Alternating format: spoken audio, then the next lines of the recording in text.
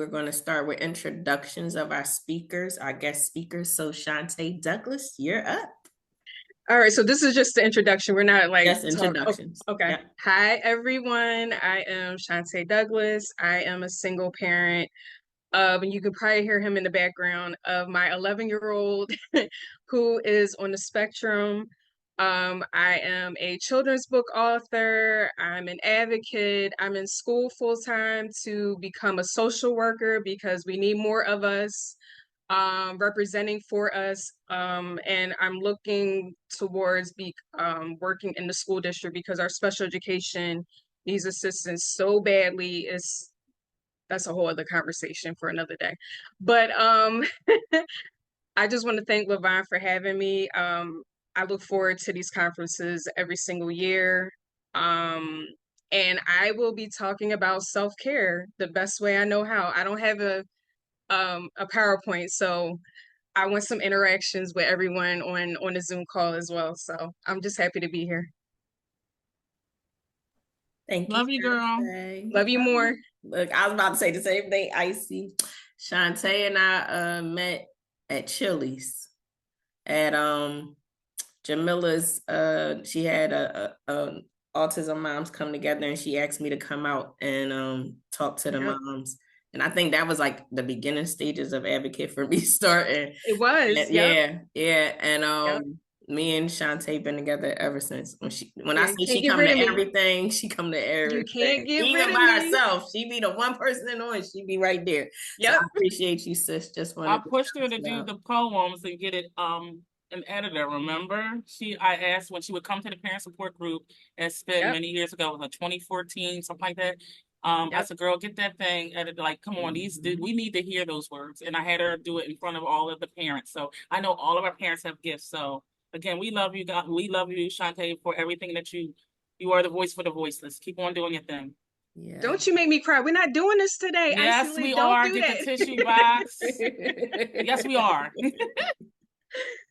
Thank you. I appreciate that. Love you. All right, Jen, you want to go next? Hi, good afternoon, everyone. I'm Jen Fisher. I wear lots of different hats in this world, but the first thing is I'm a mom, and I have 7 amazing individuals that I've brought into this world. My oldest son is 24. My youngest son is 7. I have 1 daughter. She's 10. I have 6 children who all have different diagnoses from autism, dyslexia, anxiety, and depression. My 1 son has a visual impairment. A couple of my kids, like I said, have dyslexia. My 1 son has apraxia, dyslexia, auditory processing disorder, sensory processing disorder, behaves very much like a person on the autism spectrum, but doesn't have a diagnosis of autism. And I also have 2 young men who are currently 22 and 19, who both have a diagnosis on the autism spectrum. One right now is working full-time, living on his own. The other is 19 and in carpentry school. Both went through early intervention in the city of Philadelphia. So we walk the walk, we talk the talk, but you have any questions you want to ask me about disabilities, I'm here for you. I am a project coordinator at Vision for Equality. I also am the project assistant of the Philadelphia Interagency Coordinating Council. I've done that for the last 17 years. I also am a family educator and facilitator at Elwyn Early Learning Services in both Philadelphia and Chester. And I am privileged every month to do a workshop with my sister, Isley L. Basketville, where we keep it real and we teach families how to ditch those diapers. Our next session is September 25th, and I will hope Ice is going to put the flyer in the chat. And I am just so grateful and honored to be here today with all of you amazing, amazing women. And I thank Levon. We met many years ago through the work that we each do, but I'm so grateful that we are part of one another's lives. And thank you. Oh, thank you, Jen. Yes, and Jen is going to be I'm going to drop the mic right now and let them know. Jen is going to be our keynote speaker for our award ceremony in December. So I'm so excited for her. and hearing her story and being able for her to share it with our recipients. So thank you so much, Jen, for joining And us. today I'm going to talk about being inspired, how to be an advocate, and tell you some stories about what has brought me to this world and the work that I do today. Awesome. Awesome. So we got self-care, we got advocate. All right, next up is Bianca. Shall I share how we met, or you want to do that? The friend, you got it. All right, all right. So Bianca and I are both in When Women Empower, and we have a beautiful, wonderful mentor, Tiffany Harris. And we were in the session together. They do a Thursday night Zoom meeting. And Tiffany is always like linking people up on the behind the scenes type of thing. And so she went in our Facebook Messenger and was like, Levon has this organization and Bianca is Autism Mom. And I think y'all should get together. And so, of course, like I said earlier, once somebody introduced me, that's all they got to do. I keep telling my son I'm an introvert, but he keeps saying, no, you're not, because you always talking to people. So once I met Bianca, we definitely, started moving forward and doing things together. I'm excited for her. I listened to her speak on video though, but I can't wait to hear her in person. But she definitely dropped the mic and shared her story. So without further ado, I'll let Bianca introduce herself. Thank you, thank you, thank you. That was so amazing. I love you. Good afternoon, everyone. My name is Bianca Blanco Renwick. I am a mother of 4. I am a wife. I am from Philadelphia. I am also an author. I just published my first book, Monday Never Came, My Journey to Healing the Child Within. It was my birthday gift to myself, so my book was published on my birthday. I will be here today sharing about community resources and things of that nature. But I just wanted to just say to all you amazing women that, just listening to those that I've heard so far, we wear so many hats, and I'm so thankful to have this opportunity to come and just learn from you beautiful women and to network and to be able to interact. So yes, that's me. And yes, I do have a 7-year-old son whose name is Saint, who is also on the spectrum. He was down here when the Zoom first started, but he has since went upstairs. But he's an awesome little guy. He just turned 7 yesterday. But he's awesome, and he's taught me so much about myself. It used to be my prayer, like, all right, God, because he's also considered nonverbal. And it used to be like, all right, my prayer was, God, help him to express himself to me. And God was just like, no, he's expressing himself. You just got to listen. You have to allow him to express himself in a way that he's comfortable, and also open up your ears, your mind, and your heart, because he might not sound the way you want him to sound, but he's definitely communicating. So, I'm just really, really excited to be here today. And that's it. Awesome. I love that God had dropped that into your spirit, because that's what I tell the teachers at school. Like, they're communicating with you. They might not be using words, but their eyes, their hands, like, you got to look at that body language. They communicating with you. Absolutely. And they taking everything in that you saying to them too. So y'all, it's a two-way street. Like, you gotta make sure. Absolutely. Yes. But thank you for being here, the resources, child. Thank God we got somebody else, because it's tired out there. We be having to rely on everybody. Yes. All right. Next up, Aisha. I love it. Sing that. So I'm gonna briefly tell everybody how we met. Y'all know how people always say social media is not good for you, and social media this and social media that. Well, social media brought me, my sister in Texas. Yes. And she came on our podcast, and she is a wealth of information. And I tease her, and I'll be like, oh, so you me in Texas. She has a wonderful little boy that I call my virtual nephew because we have not met in person yet. But his smile, I know his smile in the pictures and the videos is my Aunt Lavon. So Yes. I'm just so excited with her being here at our conference. So Aisha, I'll let you introduce yourself to the guests. All right. Hello, everyone. My name is Aisha Krista Atkinson, and primarily in the state of Texas, I serve as an education administrator at an early childhood center that services grades pre-kindergarten through kindergarten. And we also have an on-site daycare as well.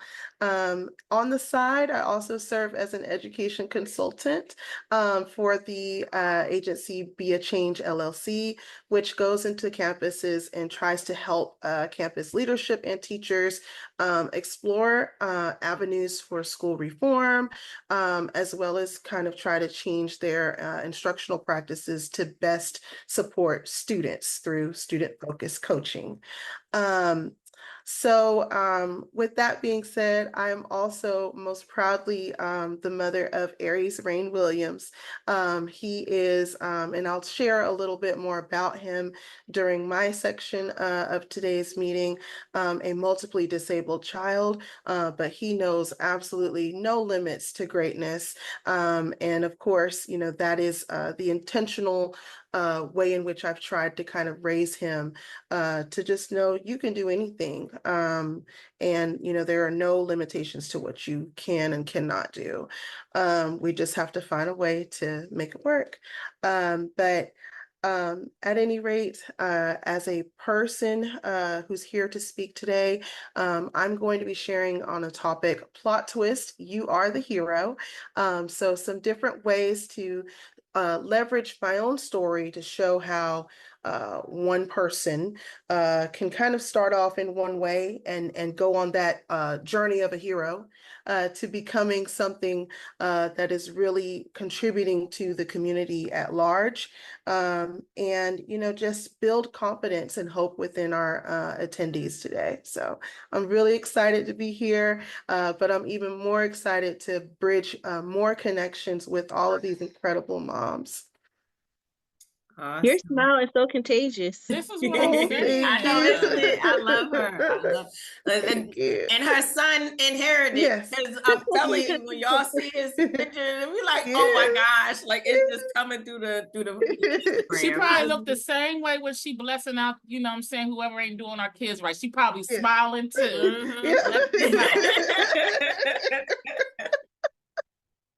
I'll let her share her story because she do be smiling, but she be getting it done. That's all I'm gonna say. Exactly.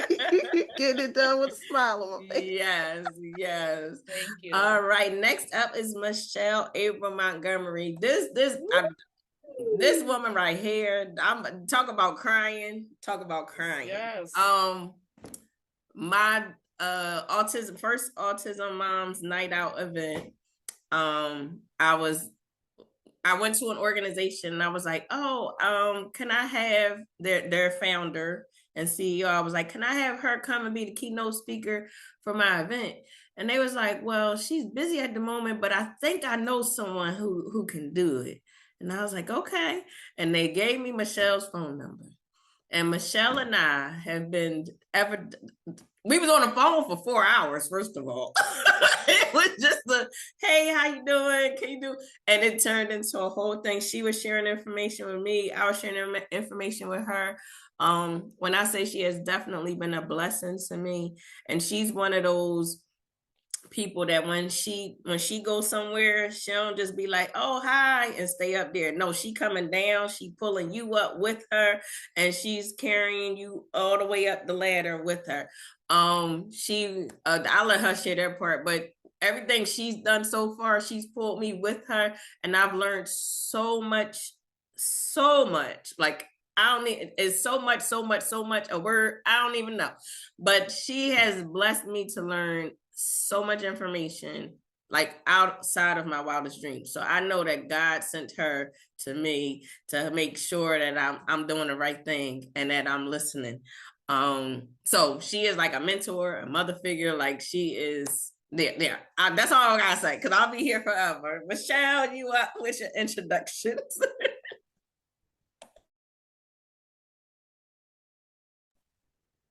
Wait, we gotta unmute.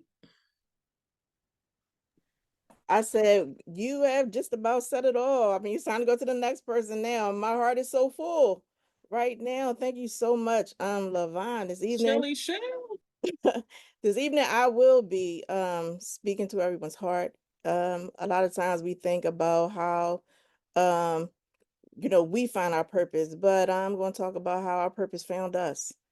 And this evening, I am the mother of two amazing children. My daughter, who I should say on opposite ends of the spectrum, right? Because my daughter is on the mental health side of the spectrum.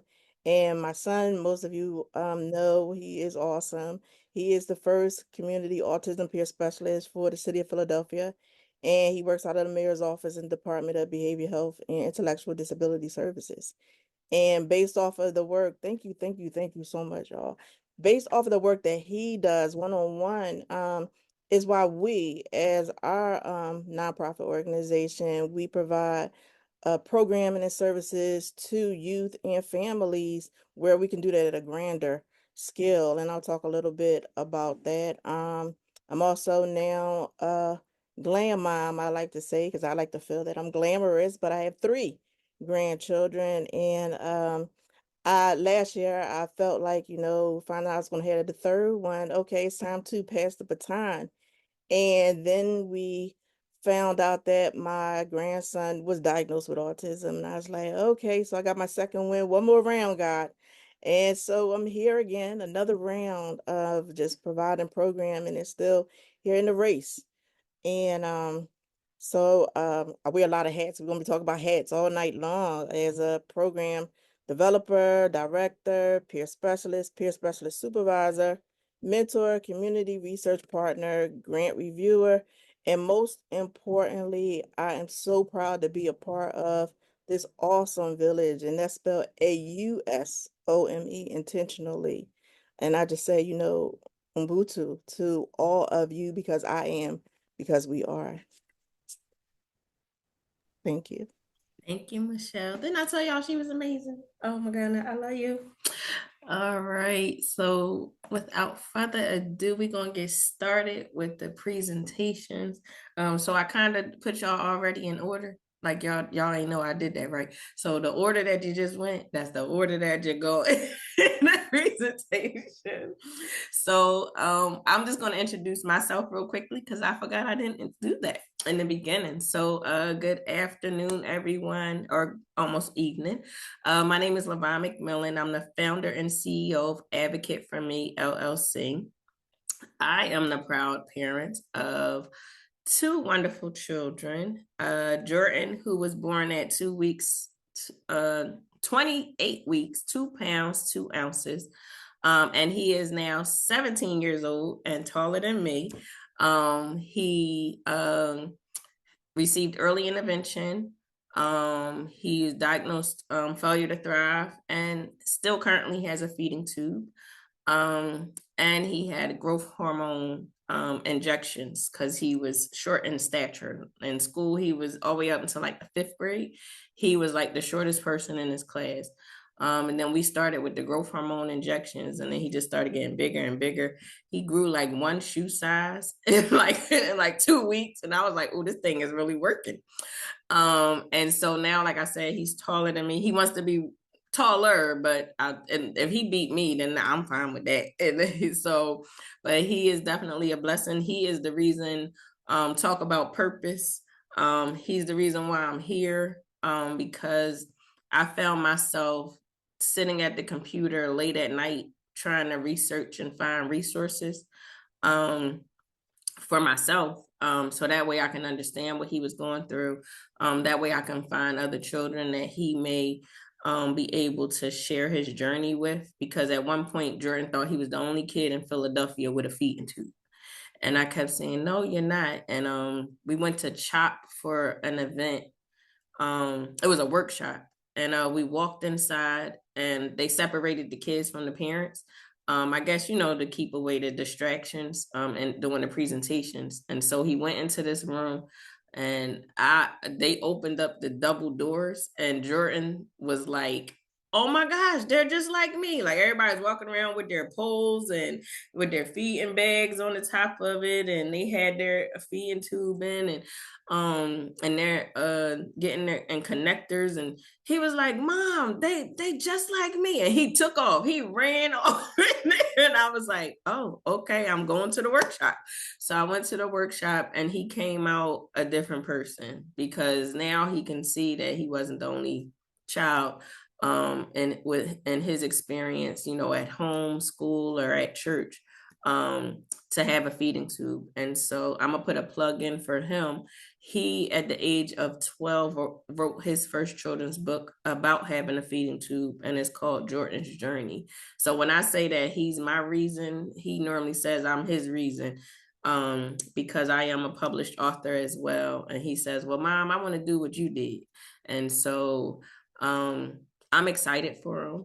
And then my second child, she is that butterfly, but she is a social butterfly, a dancer. She is 11, and she is she's the total opposite of me. She like makeup, she fashionista. Like, she get me dressed. Like, I forgot to ask her if I was looking appropriate before she left to go to dance. But that's my ace boon coon. Like, she definitely, I can see her taking over any business that I'm doing, because she keeps me in check. But she's definitely a blessing, because she keeps me on my toes and making sure that I'm doing what I'm supposed to do, whether it's personally or professionally or for this organization, because she's always making sure. She's like, Mom, what happened to the podcast? Mom, are you going to do this? And I'm like, okay, yes, I am. So she making sure I'm still doing what I need to do.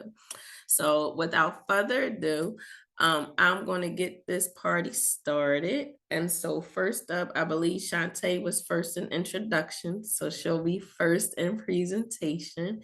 Shantae, do you need to share? No, and I apologize. I was going to do a whole Oh, no, you PowerPoint, good. I but just wanted to make sure. Nope, you yeah. good. However you want to present, however you want to lay your heart. Yeah. Yeah, and this is a perfect topic for me to talk about because I've been tired. It's been that type of week. But just some background on me. My son Levi was officially diagnosed with autism when he was almost 2. Well, we kind of had some hints of him being on the spectrum when he was almost 2. He started early intervention services when he was around 19, 20 months old. So I've been on it since since he was that young. But once we officially got the diagnosis, being a new mom, being a single parent, not really even understanding what autism was back then, and didn't have the village and the support that I have now, which a lot of them are on the call. But yeah, back then I just felt like I was drowning every single day, waking up, just feeling overwhelmed, going to bed, barely getting any sleep because you got to pay bills, you got to take care of your kid, you got to go to work, any other obligations that's important in your life. You don't think about self-care. You don't think about taking care of yourself because, I know especially for me, it was more of like, okay, he has autism. What is an IEP? What is an IFSP? What is, I got to do what? I got to do this. What is wraparound services? What is, and the whole time I just got into this rhythm of taking care of Levi and making sure Levi was good. And along the way, people were like, well, what are you doing for yourself? And I would get mad, like, you don't even live my life. Like, I am a single parent. I don't even have time to go get my nails done or get a pedicure or take a nap. I'm working 2 jobs. At that time, I was working 2 jobs. I don't even know how I was doing that back then, but it's so important to take care. And I know some people think it sounds selfish when you say this, but the most important person that you got to take care of is yourself. Because if you don't take care of you, you are no good to the people in your life that matter the most, especially your kids. And if you're overwhelmed and if you're tired and you're burnt out, you can't function. And I just know, like, the best way for me to describe how I was for the first few years after separating myself from the relationship with his dad, I just felt like I was on zombie mode for like the next 5 years. Like, um, I just got into putting, and you can hear my son in the background. Sorry for that, but you can now I just lost my train of thought. Um, yeah, I just felt like I was not making myself a priority. I was not even trying to do things to better myself, honestly. And 5 years later, a situation happened that required my son to go into trauma therapy. And sitting in those sessions, I started talking about things that were going on in my life. And I decided that I needed to see a therapist for myself. And that started the journey of self-care. I think people they kind of overlook therapy as not self-care, but you really got to take care of your mental health too. Like, pedicures, manicures, getting your hair done, massages, that's all great, but you really got to take care of what's going on up in here. Because if that is neglected, everything else is going to shut down and everything else is going to be obsolete if you don't take care of this. This is so important to take care of. And the fact that once I got my official diagnosis of having PTSD and severe anxiety, I was battling through that for 5 years undiagnosed while taking care of a child that was newly diagnosed, and he was nonverbal at the time of him being diagnosed. So just trying to navigate and feeling isolated at the same time. And I know everybody on this call can understand what I'm saying with that. Like, you feel like you have people that you can talk to, but then at the same time, you still don't feel like everyone gets your journey and gets where the struggles that you have and what you're going through. And people are just saying like, oh, you just need a break, or you just need this, or you need that. And I'm like, well, that's easy for you to say. You have X, Y, and Z. I don't have that. So it was like, well, what do I do to because I deserve better, right? We all deserve better. We're all amazing people, amazing women, on this Zoom call, and we do everything for our kids without hesitation. But we deserve some grace and some self-love and self-care, right? And I think God really puts people in your life for a reason. And I got to shout out Icy Lee, because I felt like at the time, me and her first met, that was like at the crossroads of where I was like, you just feel like you take 10 steps forward and then take 5 steps back sometimes with things that you want in your life.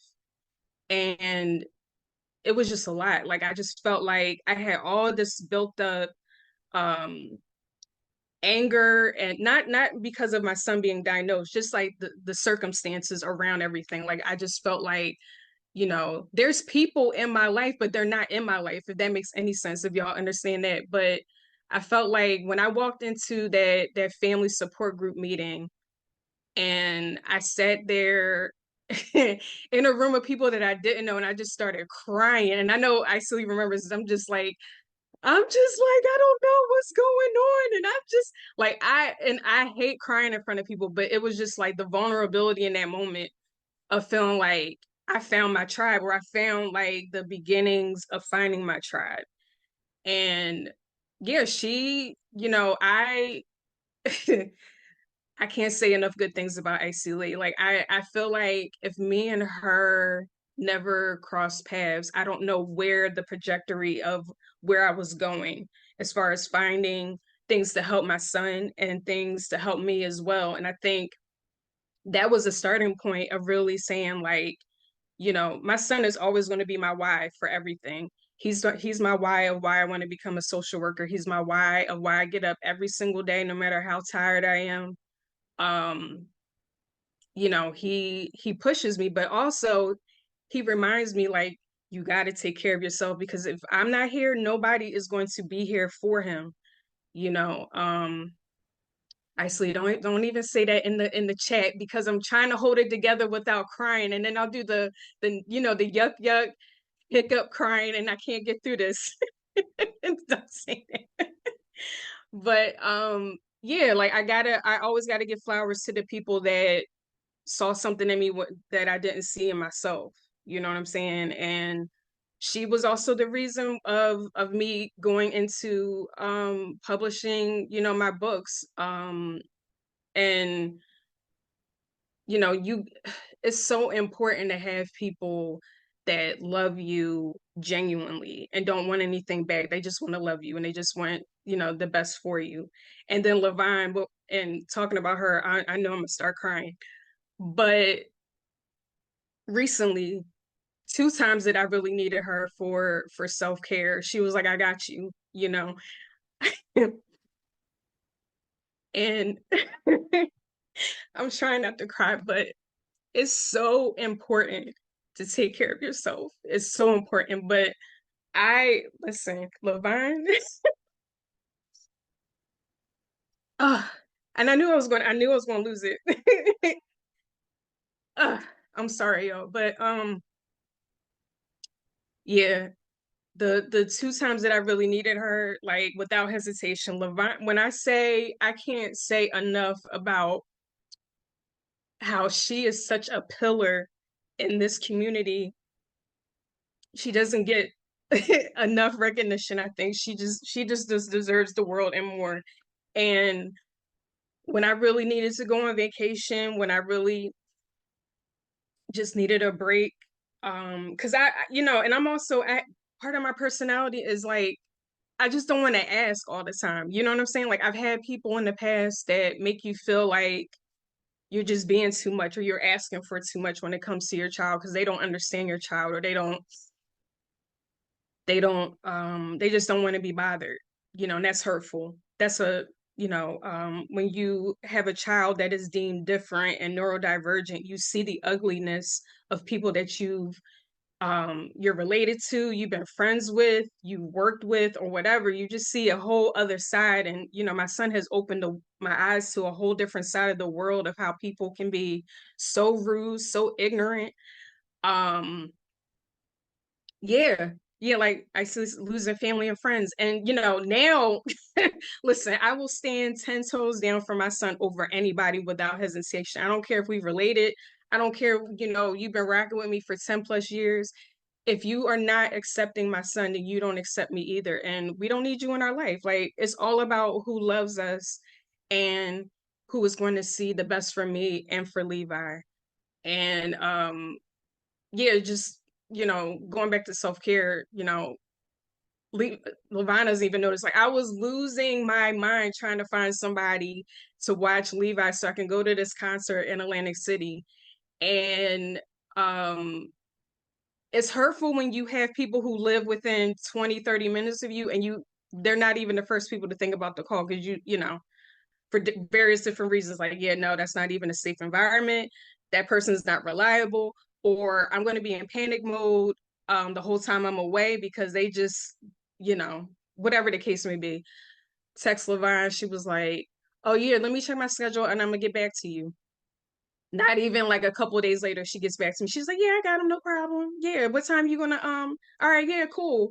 And I never tell her this, but every time that I have asked her to, you know, take care of Levi for me, it's like a weight is always lifted off my shoulders. Because before that, I can't concentrate, because I'm like, all right, I gotta go to work.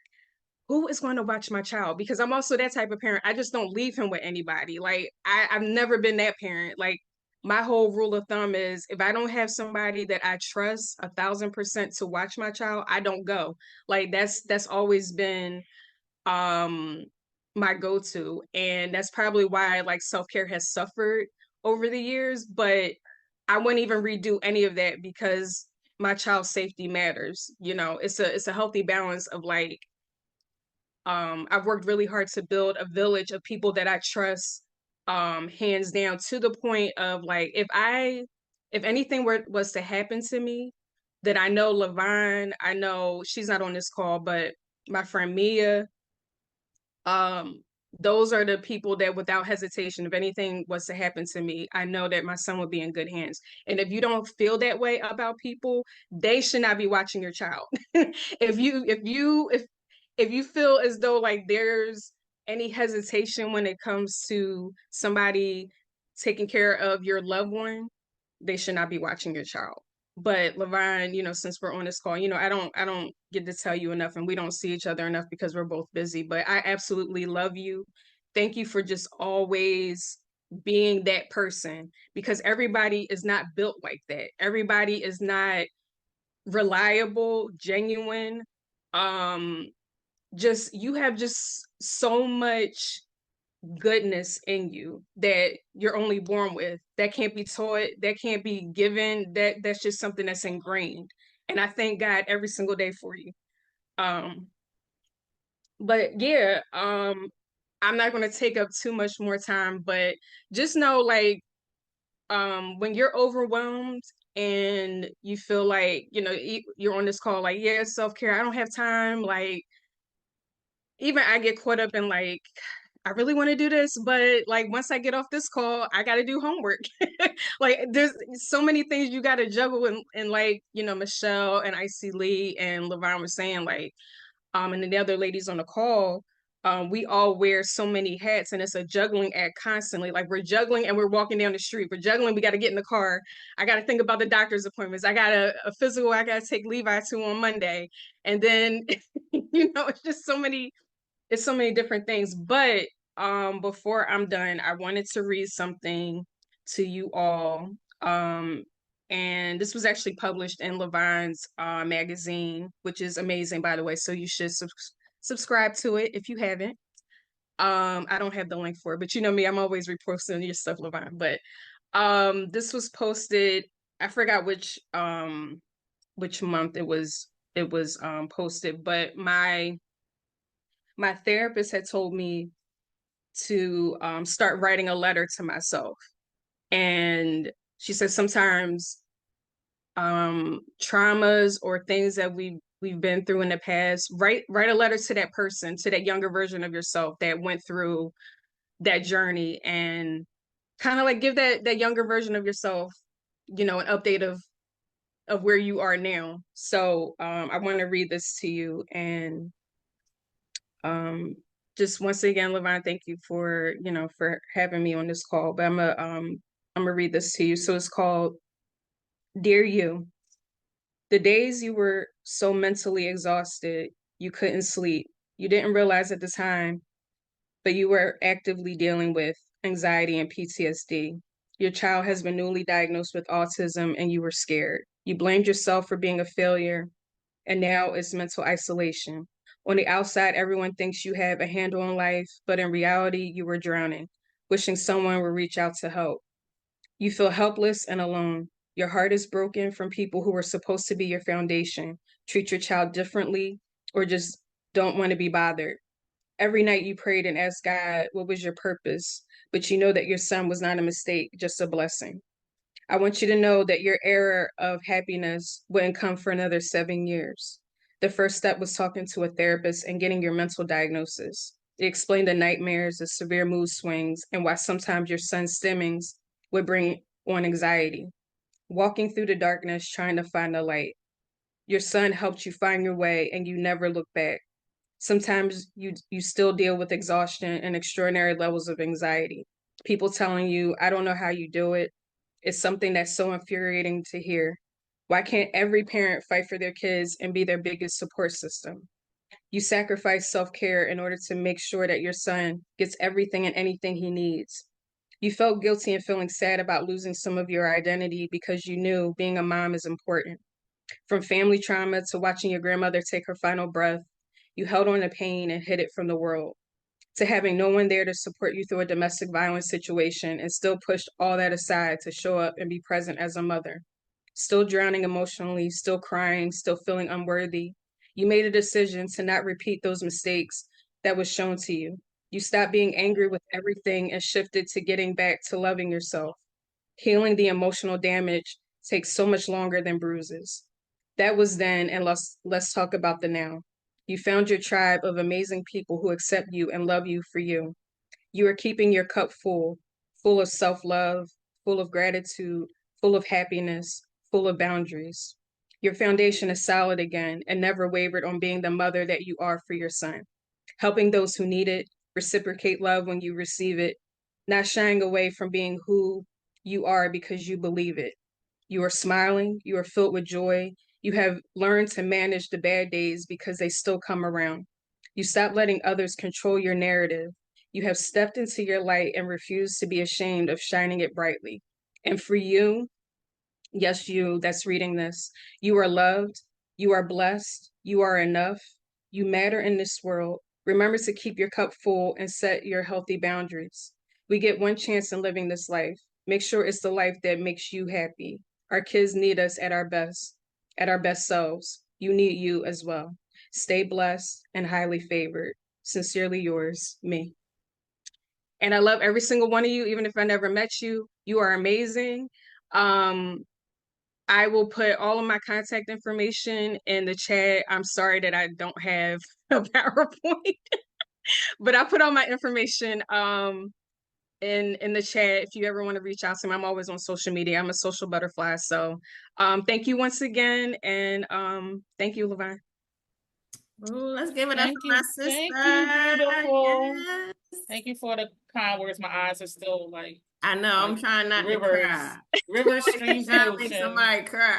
I want to know how to make my hearts like Michelle, because them hearts is popping. Oh, it's in your React. It's in your React. Now they got, Alright. Zoom got some extra stuff. So if you Okay. go into the send with effects, then they come up as effects. Oh, okay, because I kept looking like, how are they doing it? Yeah, it comes up as effects instead of just holding the heart. Yeah. And I know we have some folks that just joined if you want to recognize them, honey. Yes, I've been bringing them in. So welcome everyone. Welcome to the Advocate for Me conference. We just had Shantae come up and do her presentation. So we are gonna keep going. We're gonna take a break in the middle. And then when we come back, I'll have any other guests that came on introduce themselves. And so next up, anybody remember who was second? Because I got two. It's me. It's you. Okay, I was Levine. right then. I was right. All right, thanks, Jen. Because I had you and Bianca, and I was like, I know it was one of them two. All right, so Jen is up next. So Jen, I'll let you go with your presentation. Let me pull it up real quick. Thank It's you, almost Levine. happy hour. Get your wine glasses together. It's almost 5 o'clock somewhere. All right, let me see.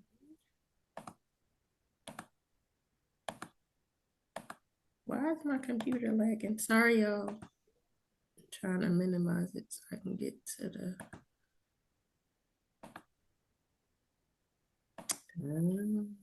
Okay.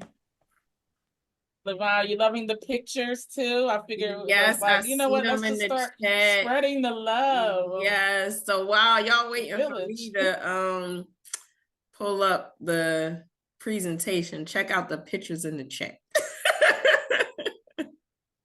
We're all out doing our thing, fighting the power for the families. And you see that one with your son?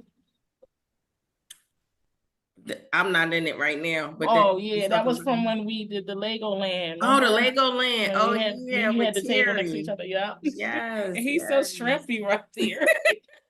He's so little.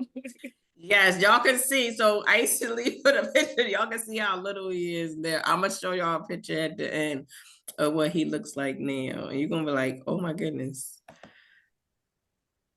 All right, I think I got it up.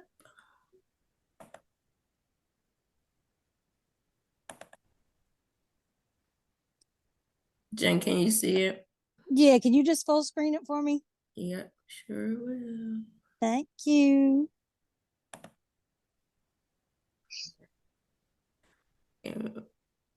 All right.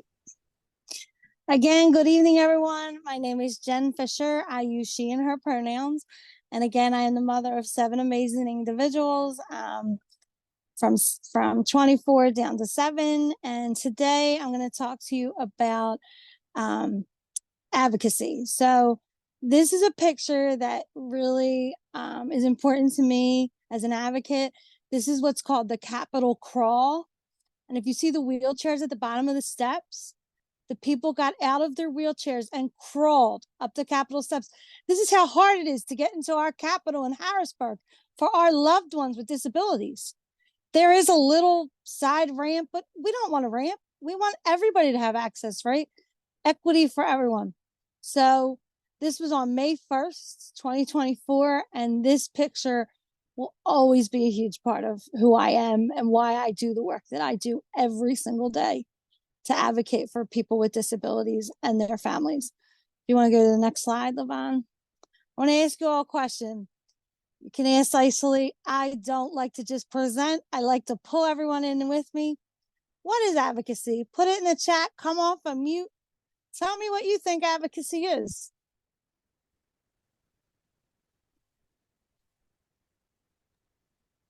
Being a voice for the voiceless. Exactly. Anybody else? Come on, people. You're not shy. Ice, I'm going to call on you in a minute. Oh, I mean, I was trying to get everybody else. Girl. I mean, listen, if your itch needs to be scratched, you need to, make it known. Being able to, identify what the issue is and take it to where it needs to go. Like, you're fighting for your rights, you're fighting for whatever the cause is. Anyone else? So the definition of advocacy is getting support from another person to help you express your views and wishes and help you to stand up for your rights. So someone who would help you in that way is your advocate. So we can all be advocates on this call. Doesn't take letters after your name, doesn't take a special college degree. We can all be advocates. So there are lots of ways to advocate, and I'm going to talk about that for a little bit. And excuse me for 1 second because I have notes and I just have to grab them. So for starters, you want to know what your issue is and you really want to focus. If you get to meet with a legislator, and that's what I do, I spend a lot of time meeting with legislators and writing policy for Vision for Equality. That's just one of the projects that I do. But really know what your issue is and focus on it. And you don't have to focus on everything. Pick your most important issue and what really truly matters to you and your family. At the local level, we have the school district, your school district, whether you're in Philadelphia or another county or in Texas, your school district, your school board, city council, your neighborhood organizations. If you have a block captain, a a committee person, your local police district. I actually belong to the advisory council of my local police district. You have the Philadelphia Interagency Coordinating Council, which is like the Right to Education Task Force in early intervention. It's supposed to be 51% parents. So if you're a parent of a child in early intervention, we need to see you. The Right to Education Task Force. And right now in Philly, ours is being revitalized and reborn. So if you have a kid in the school district and they have a disability, we need you. You can also get involved in Philadelphia. We last November voted and we have an office for people with disabilities. It used to be appointed by the mayor. Now it is an office that will exist forever. It was a law. It's a law. And it is the people of Philadelphia that made that happen. So I want you to think about that when you think about advocacy. One person does make a difference. At the state level, we have our legislators in the House and the Senate. We have our governor. We have the Department of Education. We have the Office of Human Services, ODP, the ARC of Pennsylvania. Vision for Equality is actually a statewide organization. Not only do we exist in Philadelphia, we have an office in Harrisburg, and we have people across the Commonwealth who work for us through the PA Family Network. We have network advisors. We also have a trauma-informed care project, and that person who runs that lives much closer to Pittsburgh. We also have Disability Rights Pennsylvania, the Pennsylvania Technical System, Peel, Families to the Max. If you're a family and you want something to get involved in, come join us at Families to the Max. Yes.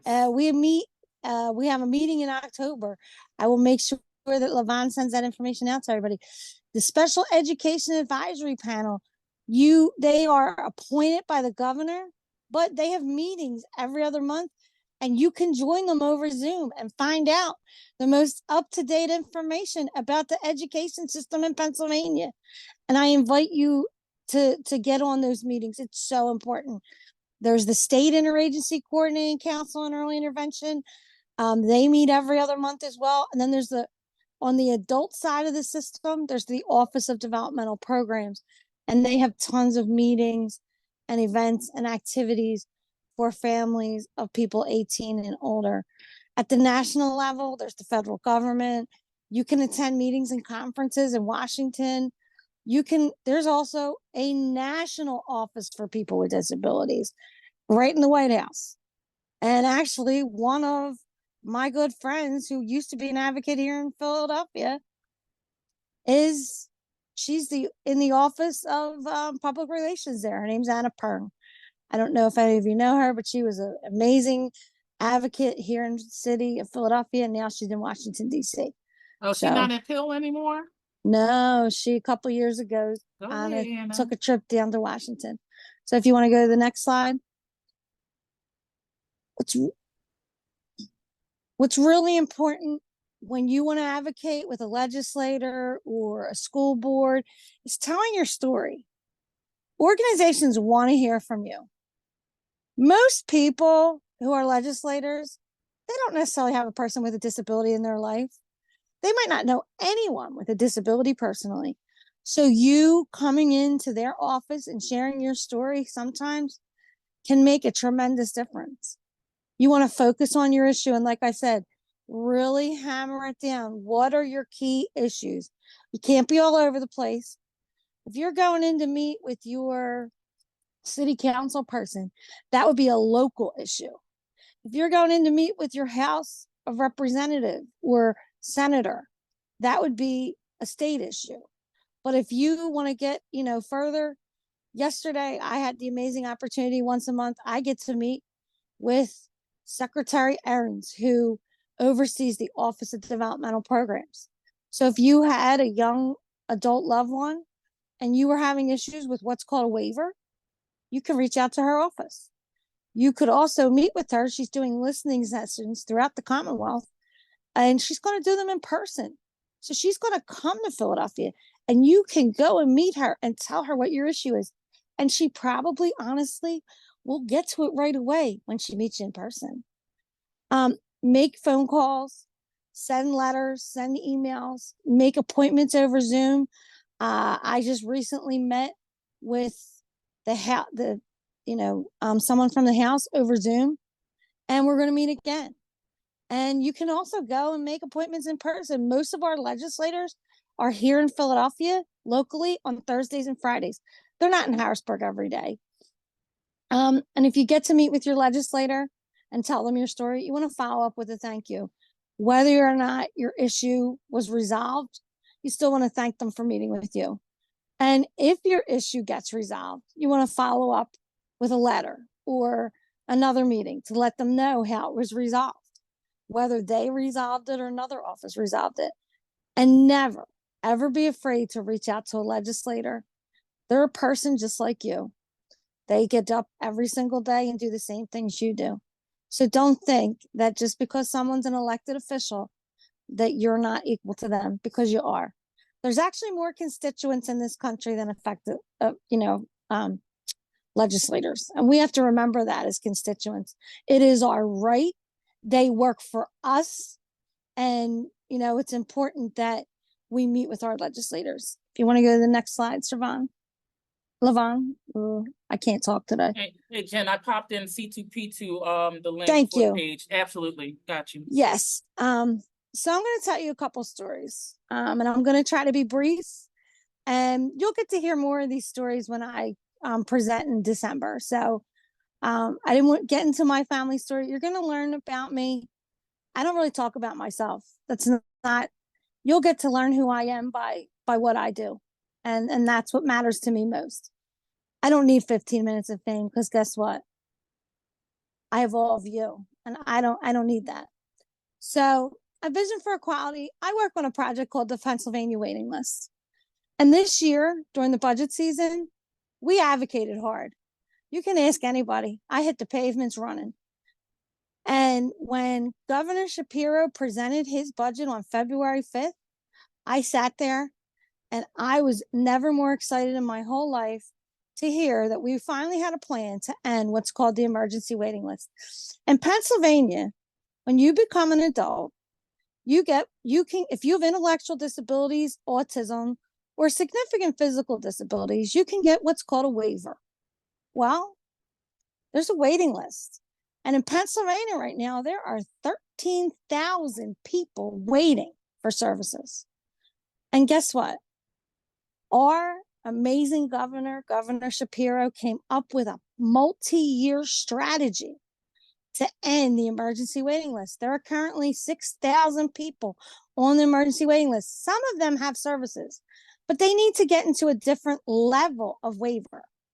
I'm going to talk real quick about the 3 waivers. There's 4 waivers that the Office of Developmental Programs uses. And the first one is a person-driven waiver, personal family-driven waiver. That's $45,000 a year for services. And there's a lot more information on the Office of Developmental Programs. And we could have a whole training just on waivers, and actually PA Family Network does.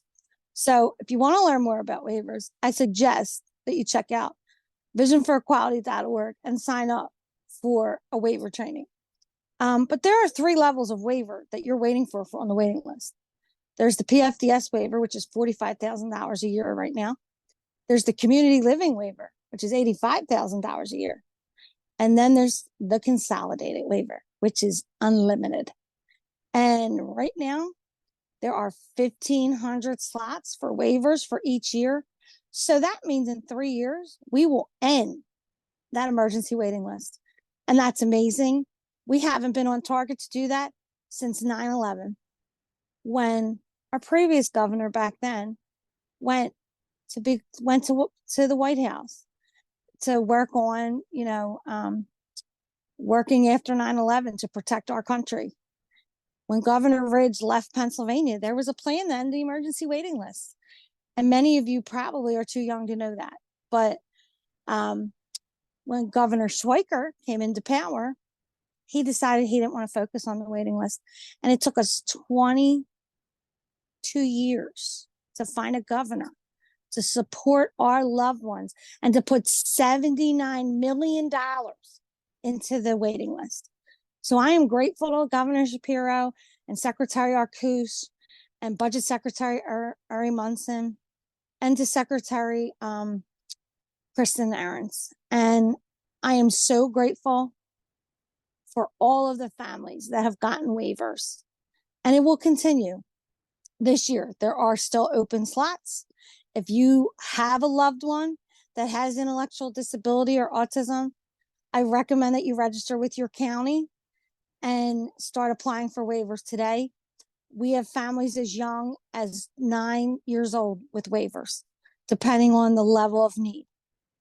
I also am advocating for an offender registry in Pennsylvania through a project called Voices Rising for Justice. This is really why I was originally hired at Vision for Equality as a full-time employee. I meet with people throughout the Commonwealth to gather their stories of abuse, neglect, and being exploited. 26 other states have registries. Pennsylvania needs to get in line and be number 27. And I need every person on this call, whether you live in Pennsylvania or not, to join me in advocating for our loved ones so that abuse and neglect of people with disabilities ends. I can't take one more incident. You know, the stories I've been told can horrify people. They are scary, they are sad, and it shouldn't happen. Our loved ones should be protected. We shouldn't have to worry that a caregiver, a direct service professional is going to abuse or neglect our loved one, whether we're there or not, to oversee their care. I also advocated at the local level for my school to get a crossing guard. My children's school is on one of the most dangerous intersections in the city of Philadelphia. It's called Ron Street and Tarsdale Avenue. We never had a crossing guard. And after 20 years of being in school, I called, I met with legislators, I met with the city of Philadelphia. We did a study. And last year, in the 2023-24 school year, for the first time, we had a crossing guard. It was amazing. It has made that intersection a much safer place to be. Let me tell you that. Another thing that I had the pleasure and honor of being asked to do in 2007, Danny O'Brien and David Gates needed families to support them. Yes, Shante, that is New Foundations Charter School. You are correct. That's where 4 of my children currently go to school. So in 2007, I worked with Denny and David Gates, and my 3 children and I went, and a bill was passed so that Act 62, which allows children with autism to receive services through Medicaid. Years ago, you couldn't get applied behavioral analysis and speech and occupational therapy and physical therapy. There were denials everywhere. And by getting this law passed, it changed the lives of hundreds of thousands of children, and it's still a law today. And even though my children couldn't benefit from it because my husband and I are self-insured, which means our insurance company insures it's our insurance comes from a private company that insures itself. We knew that if we got involved, hundreds of thousands of other families would benefit. And that's why we did what we did. And my children were on the news in Harrisburg. My one son was 7 at the time. He wore an autism flag as a cape. And he told everybody, autism's my superpower. And that's what makes me special. And so he was interviewed by PBS, and it was kind of funny at the time because he didn't really like to talk to people. We weren't on the news here in Philadelphia. Denny has a picture of my sons. It used to hang in his office when he was the Speaker of the House. Now he works for Drexel. So you can make a difference. Your voice can change lives for other people. And I want you to know that. Just one voice changes the world. I'm going to open up the floor for questions and comments. You can put them in the chat, come off and mute. Jen, I just wanted to say thank you for advocating, because Levi goes to that same school, and I hate that intersection with a passion. I hate it so much. And I remember like the first year he started going there, and I'm like, why isn't there not a crossing guard at this intersection? And people don't stop. They don't want to slow down. They just totally disregard anybody trying to cross that intersection. And I'm like, something is going to happen one of these days. Somebody's kid is going to get hit because someone's rushing to try to make that left turn off of Ron on the Torresdale, or vice versa. It's a nightmare. It is a complete nightmare. That they picked probably the worst area to build that school, because I always hated that intersection. Unfortunately, when they picked it, it was a grocery store that had closed. And in 1998, 99, when it opened, that was still a tough intersection. But now, when we first opened, we were a school of 2 classes per grade. Now we're 3. between the two buildings, New Foundations is a kindergarten to 12th grade school in the city of Philadelphia. It is a charter school, and it has the unique distinction of being one of the only service learning schools in the country. It is a very special school. It is a caring community of learners. It is a family. It is the only service learning school in Pennsylvania. And that's why I chose that school.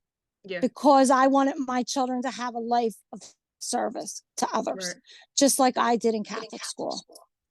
Right. So, but thank you so much for your advocacy, though, because you're welcome. Now the school bus situation, I don't know what's going on with that, but now traffic is even more insane because now we got to drop our kids off and pick them up now because whatever is going on with the school district and the bus companies is I'm pretty sure you heard about that too. I don't know what's going on, but now like they can't keep drivers anymore. So I don't No, know. since COVID, people don't want to do this work. And they even upped the salary to $20 an hour for bus drivers, and people don't want to do it. So you can get your kids back on a bus, especially if your child has a disability. I've advocated for families to get car service, not necessarily at our school, but at SPIN and at other programs. So if you really can't get your child to school, you can get your child back on the bus. So if you want to reach out to me, my contact information is at the end of this PowerPoint. So just reach out and I'll tell you how to get back on the bus. Actually, all you have to do is reach out to Miss Rachel. Oh yeah, the transportation lady. Okay, I got you. Yeah, all right. She'll get you back on the bus. Cool. But Jen, also do they didn't I see something with the appeal center where they have where you if you have you can file a complaint with the state. I was trying to find their little handout. I don't know if they had like a session where it even talks about if you have issues with transportation, things like that. If I find it, I'll put it in the chat. Yeah, the appeal center does, but that's also on the school district website and the Department of Education's website. Okay, I just figure if they go there, then they can get other things, as far as this. And if you ever want to talk to Carol Clancy, who is the director of the Department of Education in Pennsylvania, give me a call. I'll get you a meeting with her. I get to meet her through the Coalition of Special Education Advocates. So yeah, I put your campaign list. I put the waiver. It's an upcoming advanced waiver workshop. Thank you. 1 and 2 in the chat, and then about at 62. If you guys want to read up on it, I had a pleasure of again being kind of a part of just recognizing John Burke and his family when they went through the case and stuff like that. All these things are very, very important that Jen said. And that's why it's so important to be together in this village because everything she's saying I know and I'm able to help. So thank you. And this is my contact information. You can email me that phone number. If you call me, it does go to a voicemail, but I do check it every single day. If you call me on a Friday after 5, your phone call won't be returned until Monday after 9. That's just even though I work every single day of the week.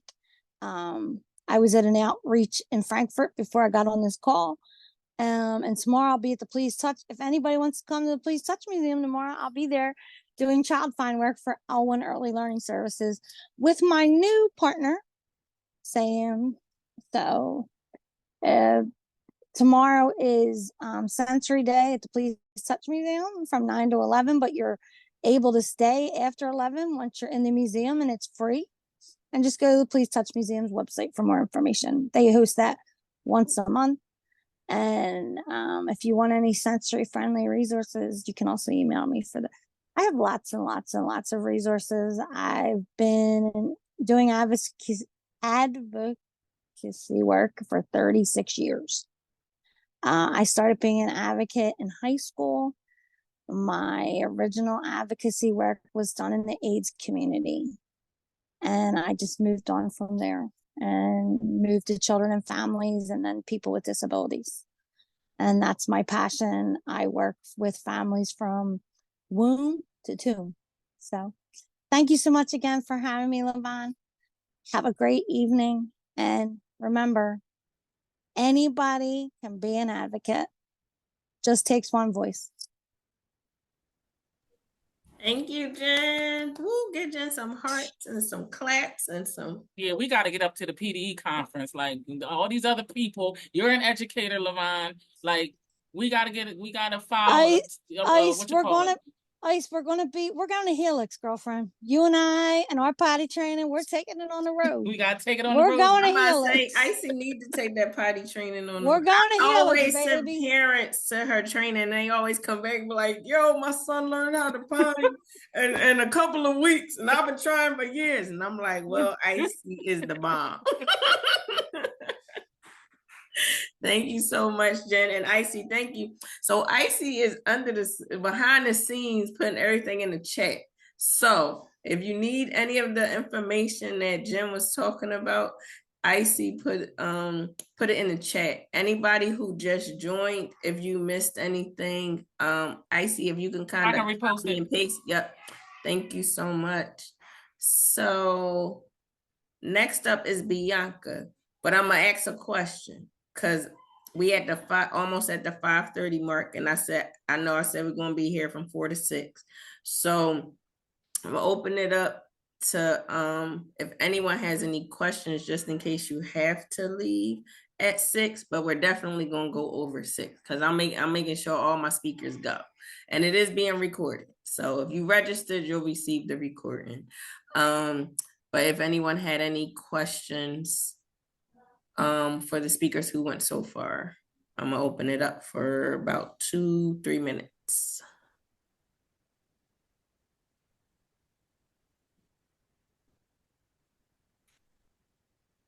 No questions? They was all good?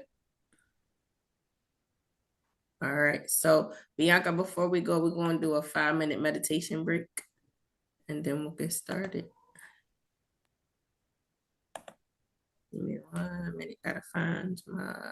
This is really refreshing. And it's like, even though, those of us that know each other or of each other, it's like we still are getting to know each other. You know what I'm saying? Like every time, it's always nice to hear.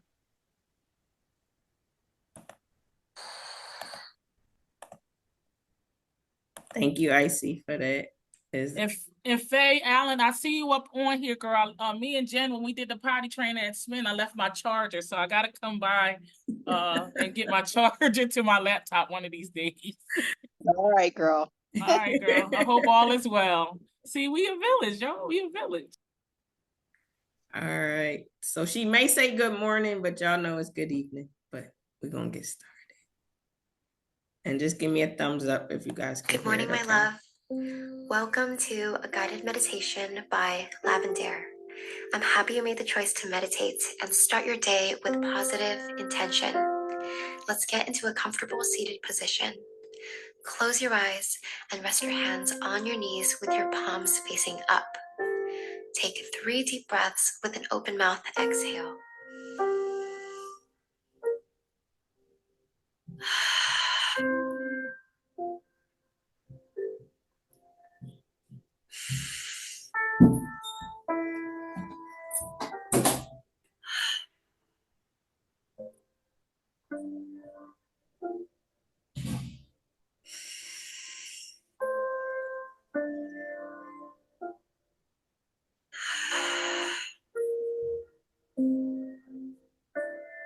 Now, take a moment for gratitude. Focus on what you have to be grateful for today.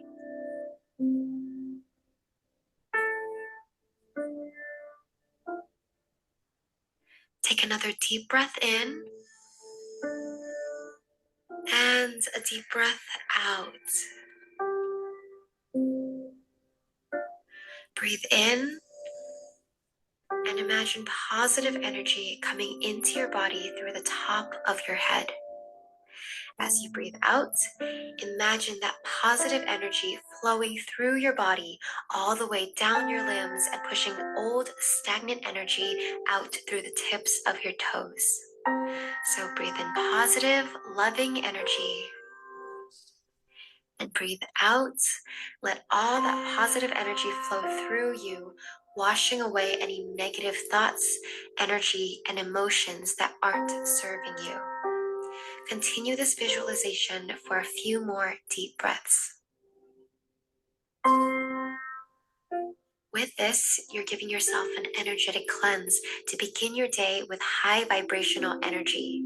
Being intentional with your energy and learning to cultivate it is a valuable skill that can change the trajectory of your day and, in time, the trajectory of your life.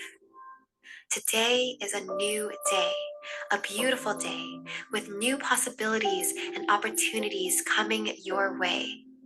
Yesterday is in the past, so you can let go of that now. Let go of anything from the past that weighs you down. You don't need it anymore. Each day is a chance to start anew. So start today with a fresh mind and a light heart. You have the power to shape your day in any way you desire. All it takes is intention in every little choice you make. So, use today to create a brighter future for yourself. I'll be sharing some positive affirmations for your day, so feel free to repeat along with me in your mind. I am worthy. I am enough. I love myself. I trust myself. I believe in myself, and I'm fully confident in myself. I'm exactly where I'm meant to be. Everything is happening for my greatest good.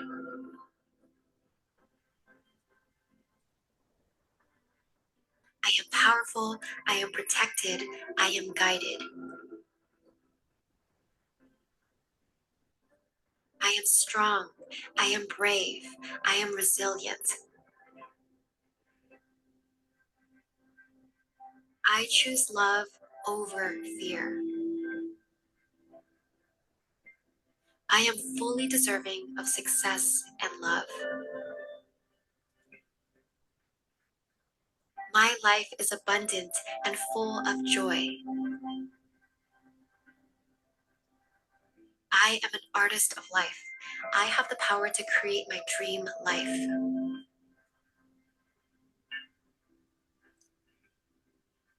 Now take 3 final breaths with an open mouth exhale.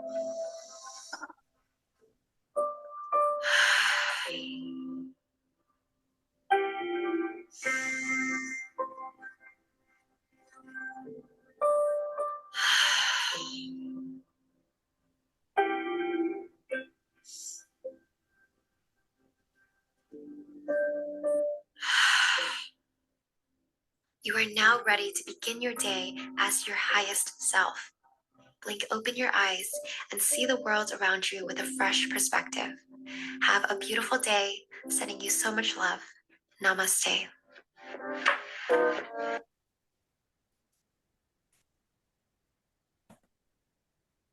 So I know she kept saying good morning, and I know one of our topics is self-care. So I wanted to add that in here. That's one of the ones that I do in the morning. Because the mornings can be crazy in my house. We running all around, somebody got up late, somebody in the shower, now we all late. But as soon as I get out the shower, I get dressed, and while the kids are still getting ready, I do a 5-minute meditation. And I tell you, before I do the meditation compared to after I do the meditation, I feel so much, I feel different. It's a mind shift. And it allows me to look at the day differently. Because prior to that, I'm like, oh my gosh, I'm gonna be late for work. Kids gonna be late for school. I didn't do this. I didn't do that. But it allows you to stay focused in the moment. And the affirmations, say them. When they say the affirmations to yourself, don't just let her say them to yourself too, because that you're taking that in as well. I am enough. I am powerful. I am strong. I am resilient. So definitely, and one of my mentors, they have us have a affirmation journal where we have to write at least 20 affirmations a day just to refocus and regroup ourselves so we can change our mindset, because we can have negative thoughts to ourselves. And instead of having those negative thoughts, you counteract and have a positive thought, so that your day can go I say my day went smoother when I do it that way. So I hope you enjoyed the meditation. Next up, we're going to have Bianca, my sister friend. Come on up and present. Let me know if you're able to share. I do have it on multiple participants. Okay. Good afternoon. Good afternoon. As I said earlier, my name is Bianca Blanco Renwick. I am a wife. I am a mother of 4 amazing children. And I am an author. And because I'm an author, I always love telling a great story. But the name of my book is Monday Never Came, My Journey to Healing the Child Within. So I'm going to tell you all a story, if that is all right. I want to take you back to 2019 in my life. 2019, I was living in a 1-bedroom apartment not too far from Fern Rock Transportation Center in Philadelphia. It was the last day of the year. And as I'm preparing to bring in this new year, I remember being in my bathroom, sliding down the wall, and I hit the floor. I remember crying out and asking God, why is everything a wreck around me? I'm tired of living this life.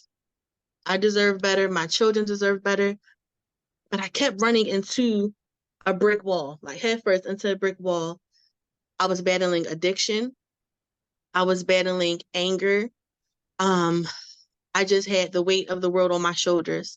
And as I sat there December 31st, 2019 on my bathroom floor, I said, God, whatever I have to do to have a new life in 1 year, I'm willing to do it.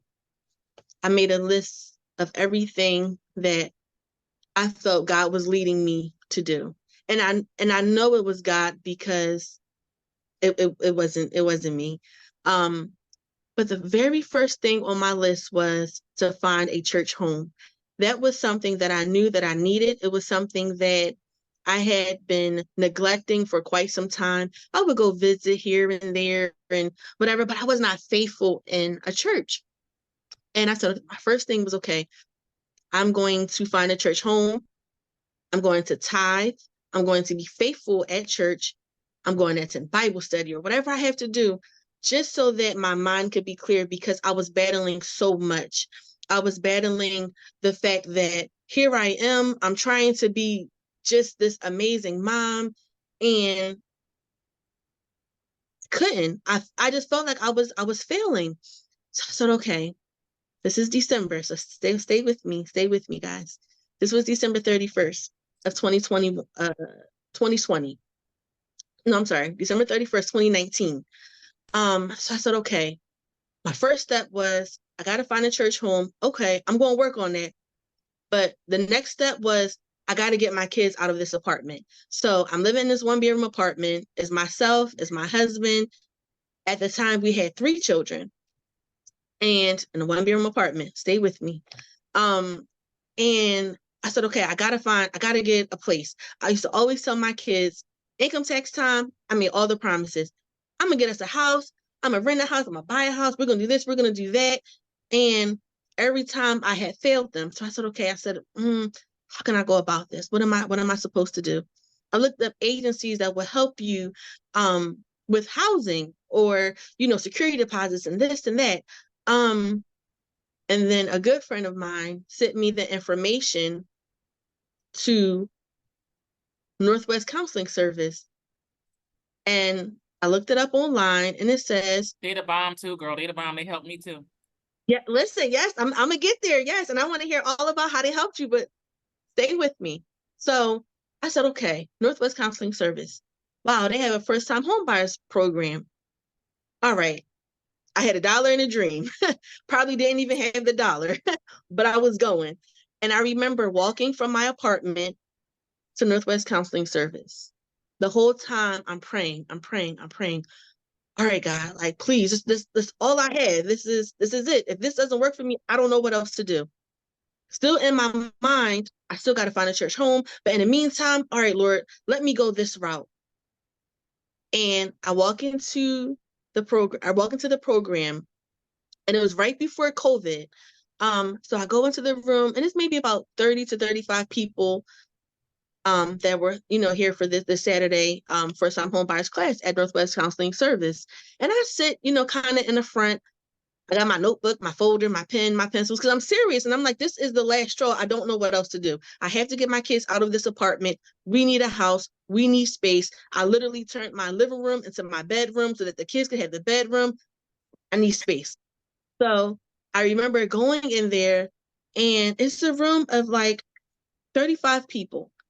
And everyone is just, they're sharing, and, they're giving their, answering the questions and things like that. And we have a director of the program who at the time was Mr. Brown. And, he's asking questions, he's teaching. So I'm taking notes, I'm writing everything down. And then he opened the floor up and he asked a question. And he said, what is stopping any of you from being homeowners? I don't know if I raised my hand or if I just shouted out. And I said, I smoke marijuana. Just like that. I promise you, it was just like that. I probably didn't even say marijuana. I probably said, I smoke weed. And I spent a lot on it. And he said, okay. So he asked me, how much did I spend? I believe it came out to maybe about $800 to $900 a month that I was spending on marijuana. He said, wow, you could have had maybe about 2 properties by now. So I said, okay. So now I'm feeling a little embarrassed. I feel like people are, looking at me kind of weird, but I just avoided all eye contact and answered the questions, whatever. And then I go home. So then that next Saturday for the second and final class, I remember walking into Northwest Counseling Service. And this time I see Mr. Brown at his desk. And I say, can I talk to you for a second? And I come in his office and I see that it's scriptures. And I said, he told me he was a pastor. And I said, okay, but I got to talk to you, Pastor. I got things going on. I need prayer. I need help. I can't keep going on this way. I need help. He looked at me. He gave me a flyer. And I remember looking at this flyer, and he said, come to church. So many people had invited me to church. And I'm the person, I'm going. I'm coming. Yeah, girl, I'm going to be there. What time you want to be there? Oh, yes, I'm going to be there 5 minutes before you. Never had any intentions on coming. This is just my truth. And I looked at the flyer and I said, okay. We wrapped up the conversation. We started the second home buyers class. And after that was complete and I was leaving, he said, I'll see you at church tomorrow, right? And I said, yes. And when I say everything changed, everything in my life changed with that yes. I'm proud to say I'm going on almost 5 years being a faithful member at Jesus in the Building, located at 200 West Fisher. I'm proud to say that my pastor is actually one of the participants on our Zoom. So if I said anything wrong, Pastor, please, definitely correct me. But everything changed in my life. And remember, I said, I love a good story. December of 2019, December 31st, I said, okay, God, I need to have a house. Whatever I have to do, Lord, to have my life transformed in 1 year, I need it to happen. My kids are losing hope in me. I'm feeling like a failure. I'm beginning to lose hope in myself. I need help. December 31st, 2019. Fast forward to 1 year. December 31st, 2020. I was approved for my loan to purchase my first home. Exactly 1 year later, to the date, 1 year later. And all I remember is, okay, God, all right. Okay, God, you did it. Everything was stacked against me. It seemed like everything. I didn't have the money. My credit score was this or that. but God. And God showed me favor because I spoke it out my mouth and I did the work. So now here we are. Here we are, September 14th, 2024. I'm in my home. My children have their own rooms. They have more than enough space. But I remember when we moved into this house, I left my apartment in the lift. I had my 3 children with me while my husband stayed behind to finish packing. Mind you, my children or husband has never laid eyes on this house. Okay? I seen the house online and said, that's going to be my house. Then seen it twice after I agreed that it was going to be my house. Laid eyes on it. Yep, that's going to be my house. It has an attic. That's my prayer room. I spoke it before I even laid eyes on this home. So I remember us coming in January. And I remember us getting out the lift. And my kids are like, Mom, whose house is this? And we're standing on the curb. It's freezing because it's January. And I looked at my 3 children and I said, this is our home. And I remember, I don't even think I could say home all the way before my children took off running. They took off running. They ran to the backyard. First, we never had a backyard. They ran to the backyard. And they're like, oh my goodness, Mom, we can go in. And I'm like, yes, come in. They came in, they seen the rooms that they wanted. They looked at they went to the basement. I don't know no kid who runs to the basement because I've always been terrified of basements, but they run to the basement. They're running through the house. They're running to the attic. They're running to this. Mom, it's 2 bathrooms. Oh my God, Mom, we can do this. We can do that. And I just sat there and I just remembered just saying, thank you, Lord. I did not fail them. I kept my word, but not only did I keep my word to my children, but I kept my word to Christ. And I never looked back.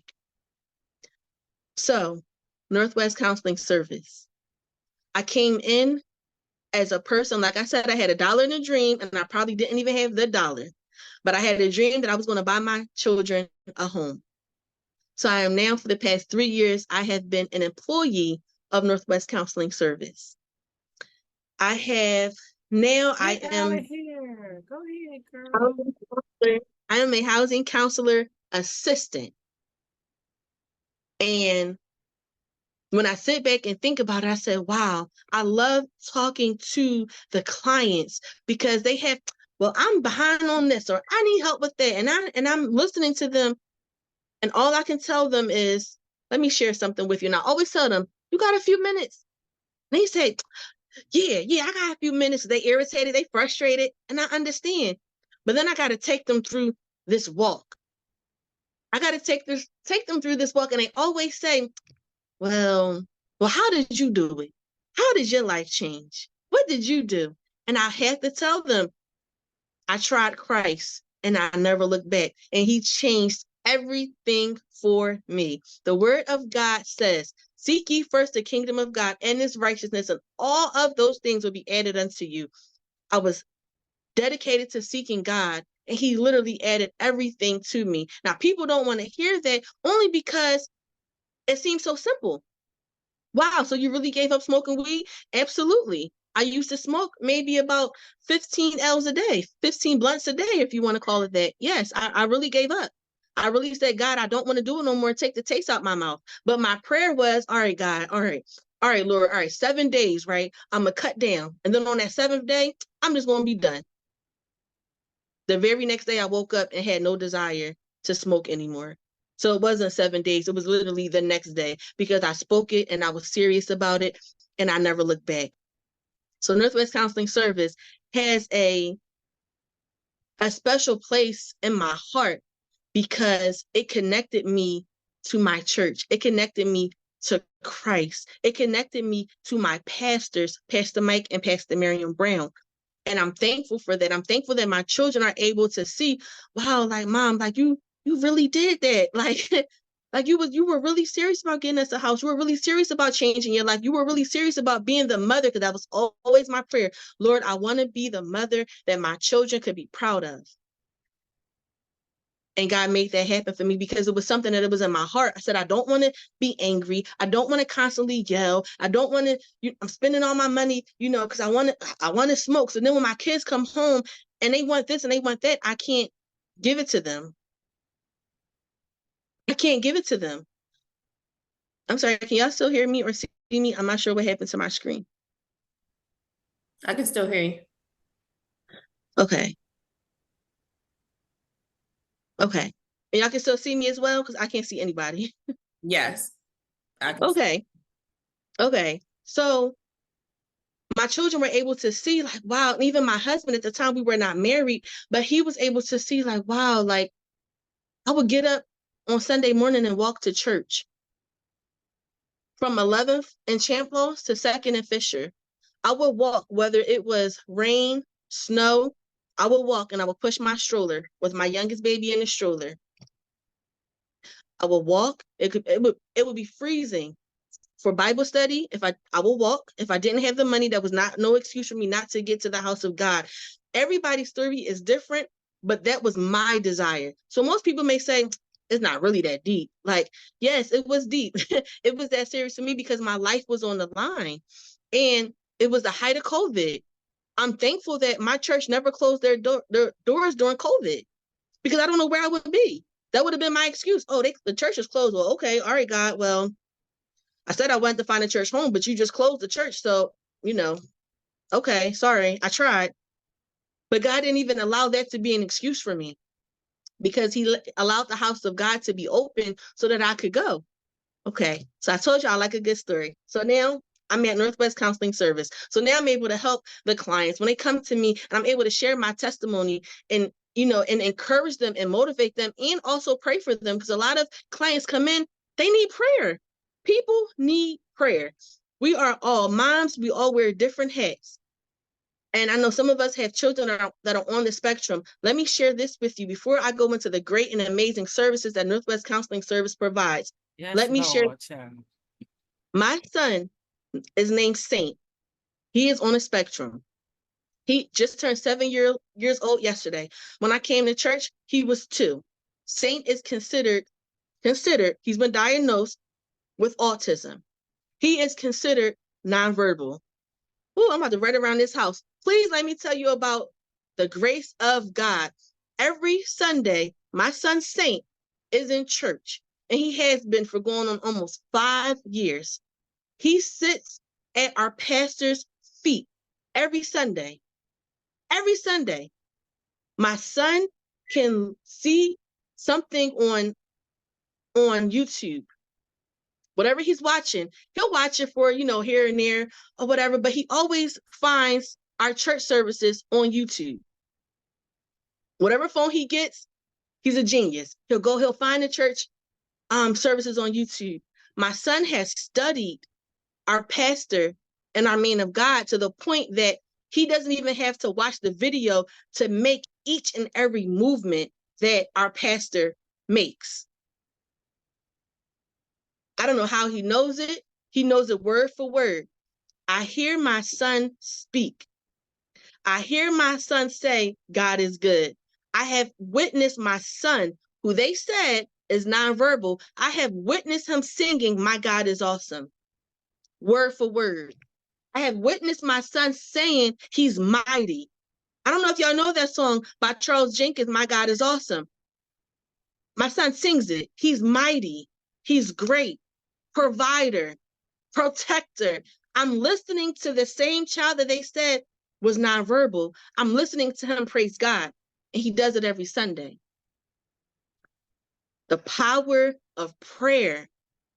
The power of prayer. I know that it is extremely hard dealing with children, especially one that is autistic, but I stand before you right now letting you know they said my baby was nonverbal. I also have a child that they told me would never walk, and he runs to church every Sunday. My 2-year-old was diagnosed with spina bifida. They said he would never walk. I promise you, they're trying to hold him upstairs to probably keep him from running all around the place because I'm on this Zoom. Because God is good and God is a healer.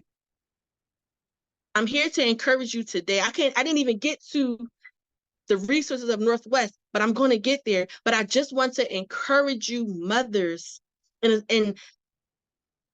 there's nothing that God can't do. And you might say, oh my goodness, but I don't know how to do this and how to do that. Pray. Because that's what I did. I prayed and I said, God, you got to help me. You got to help me. I'm trying to communicate with Saint. I don't know what to do. You know what God said? Take him to church. My son goes in church. He runs around. Yes, he screams. Yes, he jumps. He jumps all over the pulpit. But whenever I step up to go and get him, both of my pastors say, leave him alone. He's okay. He's all right. The congregation, I'm always apologizing. I'm sorry, because he'll run around. And yes, he pushes. And yes, he may lean up against you. He may get a little too close. I have never not once seen anybody, oh my God, oh, she needs to get him. Never, never, never. And I'm standing here just to let you know that yes, it's hard and it's difficult. But I'm telling you, my son will go get the oil from church and pray.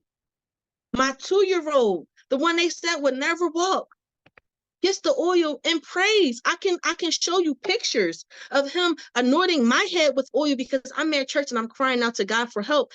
And he'll come and get the oil and he'll anoint my head. It just happened last Sunday. I fall out at church almost every week. I know my kids are like, oh my goodness, here she go again. Yep. And church is tomorrow. And I'm pretty sure I'm going to be on the floor tomorrow too. But I'm just here to encourage you all. Yes, it's hard and yes, it's difficult, but just do yourself a favor and try Christ. I know we want to go to we go to the specialist and they tell us all these things and it hurts. It hurts our heart because it's like, oh my God, like I don't want to believe that I'm not going to hear my child say, I love you. Because that's what they told me. Mom, yeah, because he's nonverbal. My son tells me he loves me. The other day I made dinner. I said, Saint, go tell Sean and Sabrina that it's dinner time. He went to the bottom of the steps and said, Sean, Sabrina, chicken, letting them know that it's time for dinner. And he's expressing himself and he's talking. So I just want to just let you mothers know that, yes, we hear the diagnosis. Yes, it's hard. Yes, we get up every morning like, how am I going to do this? Please let me tell you, I get up every single morning at 6 o'clock and I get on my church prayer line. And we're on there for maybe about 3, maybe 4 hours every morning. And I pray and I lift my son up in prayer. I lift my children up in prayer. I lift my husband up in prayer because prayer changes things. And I know it sounds cliche because whenever I say it to people, they're like, oh my goodness, oh, here she go. Like, I don't know what else to tell you because I've seen it with my own eyes. I've seen it in my own life. My 2-year-old had to have spinal surgery at 4 days old. And I remember them telling me, Mom, he's not going to walk. After his surgery, I went up to see him. He was laying on his stomach. His back was bandaged. The doctor was still with him. And I said, how is he? She said, Mom, I got to tell you something. And I probably already hit the floor in my mind. I said, yes. I said, what is it? She said, he's heavily sedated. He's still out of it. She said, but he's been moving since he left the table of having his surgery. Since he had spinal surgery, Mom, she said, he's been moving. I said, moving how? She said, look at him. When I looked over at my baby on the bed, he was wiggling his hips. He was wiggling his hips. He was moving side to side. She said, Mom, he's sedated. He's out of it. But he was moving. And it was just God letting me know that, yes, he had to have spinal surgery. Yes, it was unexpected. Yes, you're sad. But I told you that I got him. And all I had to do was trust God. My son came home with a catheter. Can you imagine having to use a catheter on a newborn baby? I was terrified. They said, Mom, don't worry, because as he gets older, he'll be doing it himself. And I said, I rebuke that in the name of Jesus. I said, because there's nothing normal about having to use a catheter to relieve your bladder. I said, I don't receive that. He went home. And then 1 week, the urologist said, He doesn't even need the catheter anymore. I said, well, don't you got to run some tests? He said, no, he doesn't need it anymore. He's all right. They told me that children with that diagnosis of spina bifida, it was called myelomeningocele, which is the worst form of spina bifida. It is when the spine is incomplete, is not closed. So he had a hole like this, but it was covered with a sac, almost the size of a golf ball. And I remember them telling me, they said, Mom, we never seen a situation where we had to go and do surgery and it did not require brain surgery. And I said, what do you mean? They said normally that the spinal fluid that goes back into the brain because is that incomplete, that hole is there. I said, but does he have fluid on his brain? She said, no. She said, I've never seen a situation where those two surgeries did not go hand in hand. So all the while, God was showing me, I got you. And I have your children because you prayed. My son's name is Samuel. For this child, I've prayed. I prayed my entire pregnancy for Samuel, and I'm still praying for him. And God is showing me, what can I do? Your son is here, and he's considered nonverbal, but he preaches every Sunday. He stands side by side by your pastor every Sunday. What can I do? And I remember one day I cried out. I said, God, I was frustrated. Satan was doing this and doing that. He was all over the place. And I said, Lord, I just want him to be normal. And the Holy Spirit sat me down and he said, are you sure that's what you want? And I said, yes, I want him to be normal. I want him to be able to talk to me and let me know if he's feeling okay or this or that. And God said, let me explain this to you. He said, normal children are not preaching the word of God in church every Sunday. Normal children are not laying hands on people, anointing their heads with oil. Normal children are not singing and shouting hallelujah. He said, are you sure you want him to be normal? I said, no, God. I said, because I know you have a plan and purpose for his life. So no, the way he is today is what you want him to be and who you want him to be. And I will not stand in the way of that.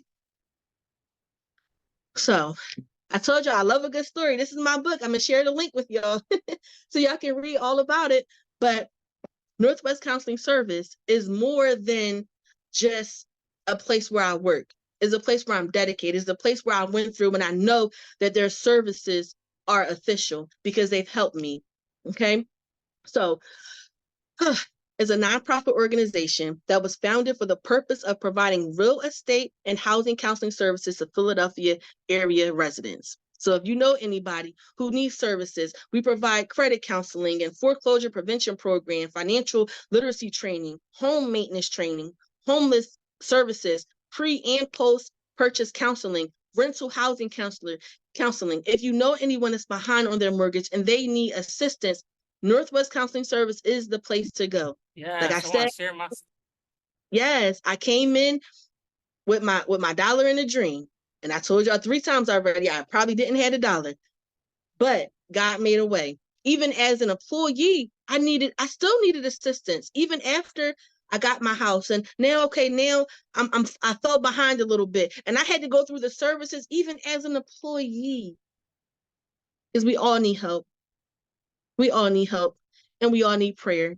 I'm going to put my information in the chat box. And if you want to reach out to me, if you have any questions, any comments, I would love to open the line up for that. But if you know anyone who is behind on their mortgage, who needs help, if you're interested in buying your first home, if you're interested in whatever, if you need prayer, whatever you need, I'm here for you. I hope I did not go over my time. And yes, I will put all the information in the chat box. Yes, absolutely. Thank you for allowing me to share.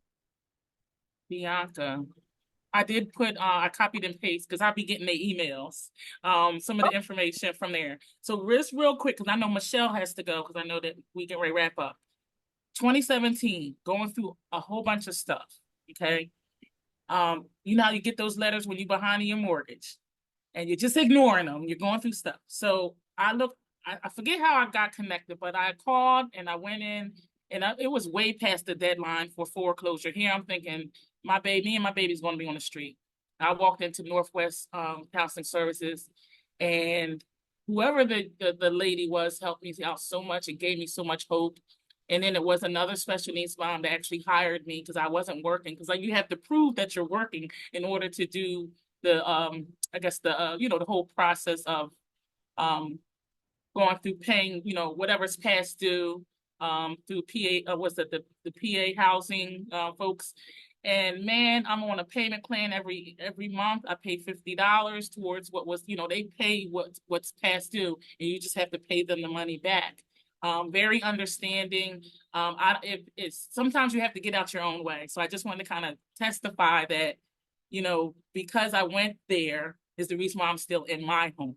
And thank you for all that you shared and all that you do. And I can't wait to meet you. Yes, yes, I love that. Yes, amen.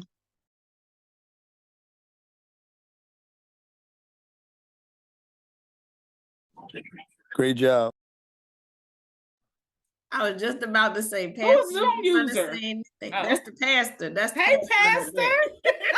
Oh, he in the cut. Okay. Good afternoon. Well, good evening. You guys this is a phenomenal gathering. I'm very thankful. I've been enriched and enlightened by all the valuable information, the awesome women that were on.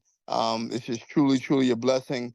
And I thank you guys for just organizing this and keep doing what you're doing. You all are inspirational, unstoppable, unmovable, be steadfast, and continue to stand on God's word. With Luke 137, with God, all things are possible. So y'all keep standing. I'm very, very proud and honored to be on this afternoon. Amen. Amen. Thank you, Pastor, for joining us. Bianca. Every time we connect, I learn something new about you. But I just want to share. So I just went to, so this is actually my second time going, but the first time homebuyer class with Urban League, the place that me and my kids just moved to in April. I don't know. It seemed like it's a pattern because I'll go and I'll rent, and then as soon as we get settled in, then the landlord talking about they selling the house. So it happened to us again the third time. This the third time. So I was like, this is it. So they actually offered to allow me to buy it, but they only gave me like 2 weeks, and then their realtor just came on Thursday and took pictures of the house to put it on the market. That's a mess. So I'm trusting God because I told the kids this because they like it, and I was like, well, this is not the final say because I still even if the investor go against them, I got God. So we're gonna see what God say. But the next house I'm buying, I'm not doing this renting thing no more. So yes, but thank you for sharing your testimony and sharing your story. I love a good story too, and you definitely told the story and you incorporated everything in it. So because I don't know why people think we don't go through the same things they go through, and I'm saying people as in and I don't know if anyone is offended when I use the term special needs parents, but I gotta put them all together. And I don't know why they think we don't go through the same things that they go through. So we still go through housing. We still, as Shantae shared earlier, like PTSD, we still go through like all those things and some on top of that because our kids are going through what they're going through, and we're taking it and emotionally, physically, and spiritually. And so we're on our knees praying and asking God to guide us and protect and comfort and watch over our kids as they're going through what they're going through. And the mindset to go through that and to also have therapists, doctors, teachers, multiple therapists, because if you have outside services and in-school services, then you got to deal with all those people as well. And then also to have the community and your family and everyone else who don't understand what you're going through to still watch you and see you overcome. And so when we do overcome, That's why I started it's a side group called Moms Thrive On, because thrive means to overcome what your challenge is.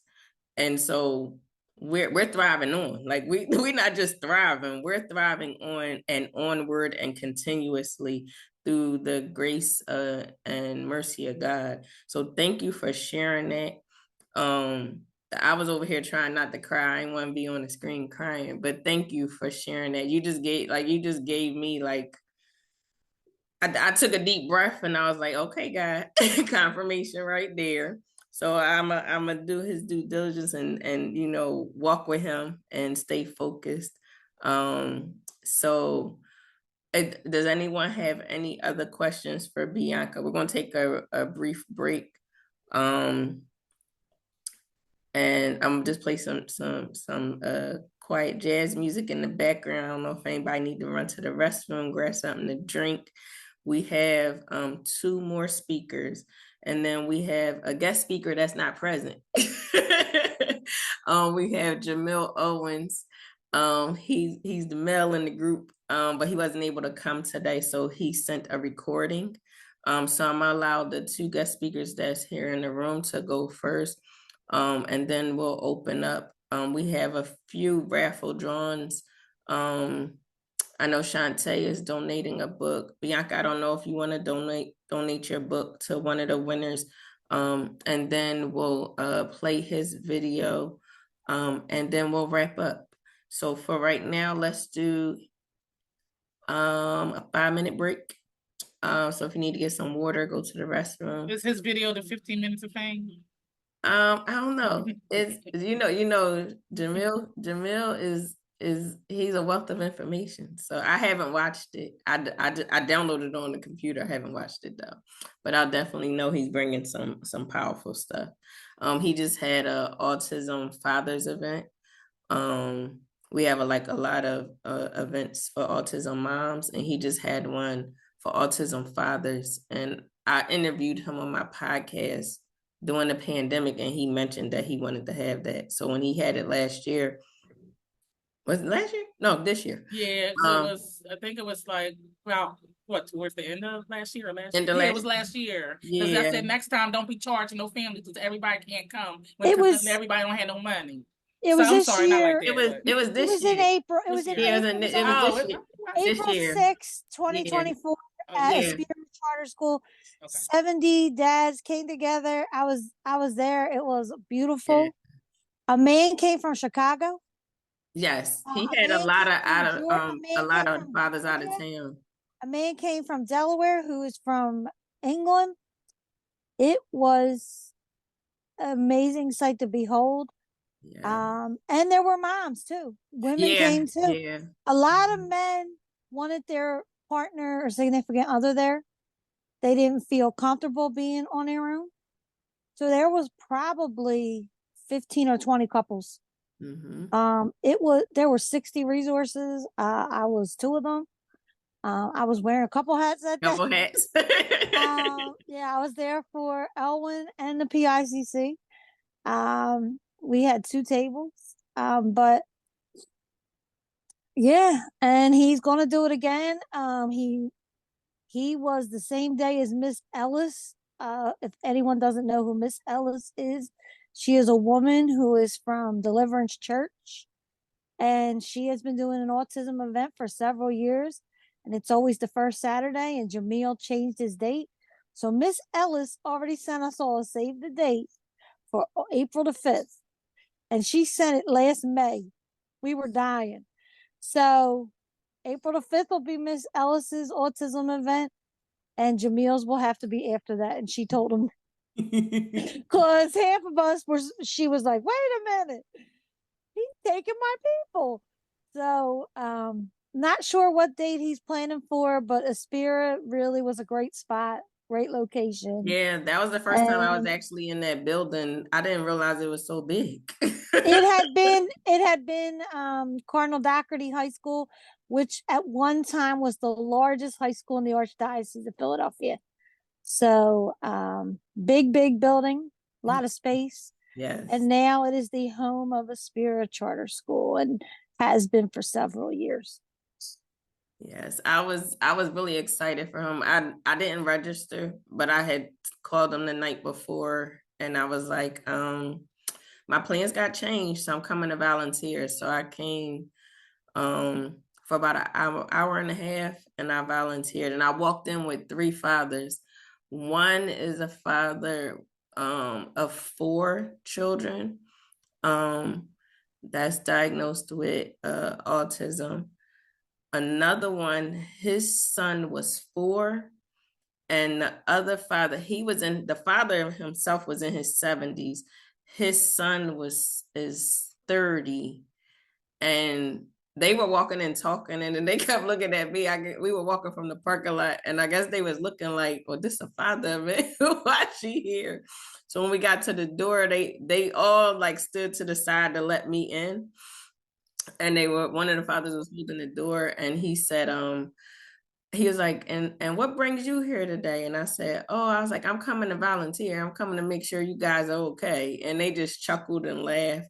And I told them to enjoy themselves, but just the smiles on the fathers' faces, that just brought, so much joy, because I know how, I know how passionate Jamil was about having it. So it definitely, I called Jamil my brother, so it definitely brought a smile to my heart for him. So we have about 2 more minutes for our break, and we're going to get Aisha is next. So Aisha, if you have anything that you want to share, you can start loading it, and then we'll start back at 6:15. Thank you everyone for staying, because I know we went over time, but I know this information is important. And real quick, Levon, if you could share, you said you had something going on in December. Yeah. Oh, if you can share that, if you're able. I sure can. Thank you, honey buns. Yes. So my organization Advocate for Me, and then my son started his own nonprofit called the Jordan A. Smith Foundation. We honor other organizations who are out there, out and about, like doing the trenches, and they're doing the work. My mentor has suggested for me to do an award ceremony, and her suggestion was to honor teachers. And I was like, okay, I like that. And but when I went to sleep, I was like, well, who's honoring us? And we're the one out here every single day, helping families. So our first year was 2022. Yeah, 2022, because I didn't do it last year. So 2022 was our first one. We honored Shantae, we honored Jamil. We honored about 13 organizations, and our keynote speaker was Anthony Stover from the Ronald McDonald House. And so this year, at the top of the year, I was like, okay, God, do you want me to do it again? And he said, yes. So this year we have 11 recipients. It's scheduled for December 7th. I am still looking for a location. So hopefully within the next 2 weeks, we'll have that finalized, and we'll start sending out the tickets. It is a ticketed event. It is catered. It is formal. We honored Michelle and Khalil. We honored Education for Institute for Early Intervention, which is one of my mentors and my boss, and Dr. Essence Presley. And it was a great event. Like I didn't know, even with like today, like I just pray about it, I just execute it, and then I let God do what he gonna do. And so it was, Shantae was crying. It's like and everybody enjoyed themselves. Like we're still sharing pictures from the event. The photographers, they came in. I actually worked with them at the charter school that I work at, and they came in and took so many pictures, and I'm still like sharing pictures with my assistant so that he can share it. But it definitely was a joyous occasion, and I can see, when we do this work, we don't expect anyone to honor us. We do it because we're passionate about it. We love what we do. We love helping families. But I decided that I wanted to give them their flowers now, and so Jen Fisher will be our keynote speaker this year. I'm excited to have her as our keynote speaker. And so just stay abreast in our social media and email. We have an email blast coming out in a few weeks about, just what we've been working on. So, and you'll get to see the recipients that's being honored, as well as the location and the ticketed price. Yeah, you got me good 2 years ago, Laverne. We sitting in the meeting planning it. And I was like, oh, this is so nice. And then she's like, yeah, you're one of the recipients. I'm like, wait, what? Wait a minute. We gotta find somewhere to put all these awards, man. Yeah. Between all of us, really. Listen, I'm trying to catch up to y'all. Y'all laid the groundwork. I'm just, I'm trying to be on y'all level. I'm an old vet. I'm watching y'all do your thing now. I'm tired. That's how I was on you. That's why I was on you in the parent support group. Like, yep, you gonna be the next one. You did say that. You did say that. Passing the baton is right. Yes, Yep, right, Shell. Yeah, look, because Michelle be passing it. I'd be like, no, I'm okay. She'd be like, no, we're going to do this. And my homie Khalil's in the building. I just wanted to acknowledge him. Yes. Him and I had the pleasure 2020, February, the Judges Conference. I work for Philly Autism Project as well, guys. And so we got a chance to do a skit in front of 170 judges. I acted like I was someone on the autism spectrum because when something happens with first responders, they don't know our babies. So I did a skit to break it down, and I acted like I was stemming, and I said, nothing but the truth. I said, you can't handle the truth. And I acted like I was repeating and echoing it and everything. And they came up and they thanked me. So we're doing a lot of work behind the scenes, working with 17 different countries to identify how families are recognized by law enforcement and stuff. I just wanted to kind of share that, but just big up to Khalil and all the work that he does as a self-advocate. Yes, thank you, Icy. Yeah, and I was about to say I want to thank my aunt for coming, but yeah, she did put her information what she needed in the chat. So if you guys know, I know Jen was speaking. Oh, that's Auntie? Yes, that's my aunt. See, that's what I'm saying. You ain't let me know who Hazel was. Don't be trying to hold nobody from us. No. Well, I know your other auntie / godmother, so Miss Victoria. Yeah, Miss Victoria. Isley, you know her too. She's part of the PICC planning committee. Mm-hmm. The one that drag with the drags? Yes, that's my that's her godmother's and auntie. Yeah. Oh, we all got the picture together. Me, Kathy, Jen. Okay, all right. Yeah, when we was at the award ceremony. Yeah. Oh, we steady talking. We're supposed to be taking breaks and everything. See? Oh no, you good. And this didn't say until 8 o'clock on the e-bike. I'm just saying, like. No, I changed it because I knew we probably would go. I didn't want it to cut off while we was on here. But yeah, Aisha, you ready? Let's see. Hey y'all, yes, I am. Give me just one moment. We was just warming it up for you, Bill. Yes. Look, and this is my thing about time. Time to me, it means nothing. Like as far as this type of connection is concerned, like you can't put a price on it. You can't put a cap on it. Like the resources, the inspiration that's being shared, the positivity, like. Yes, so if we got to go all night until 11, I'm down. I'm down because I'm just, again, just receiving a lot of positive energy from this space. So I appreciate it. I really do. Oh, thank you, sis. When we did our podcast, they almost cut us off because we was on there for 3 hours. So definitely, as long as I'm giving the people the resources and the information that they need, time doesn't matter to me. Yes. Yep. And Are you then let's ready? see. You all set? I'm trying to give this permission to share my screen. Let's see. Until how does it until let me see. You may choose to quit Zoom. May not be able to record the contents of your screen until it is okay. So I guess I have to quit and reopen Zoom real quick Okay. in order to share my screen. Sorry, y'all. No, no problem. I'll give y'all that jazz music I promised y'all. Hold on.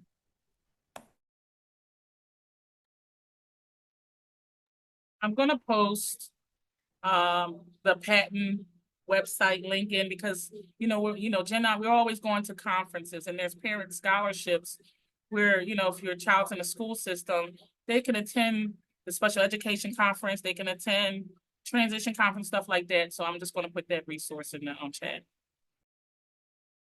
Thank you, Icy.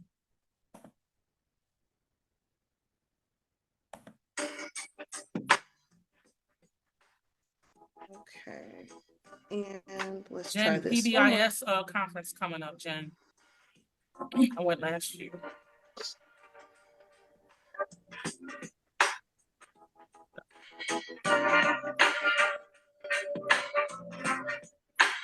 Okay. There we go. All right. And okay. Well, first and foremost, I just want to say thank you so much, LaVon, for inviting me to be able to speak today. Again, like I'm just in such awe in just being a part of this conversation and just being able to learn so much more even about advocacy.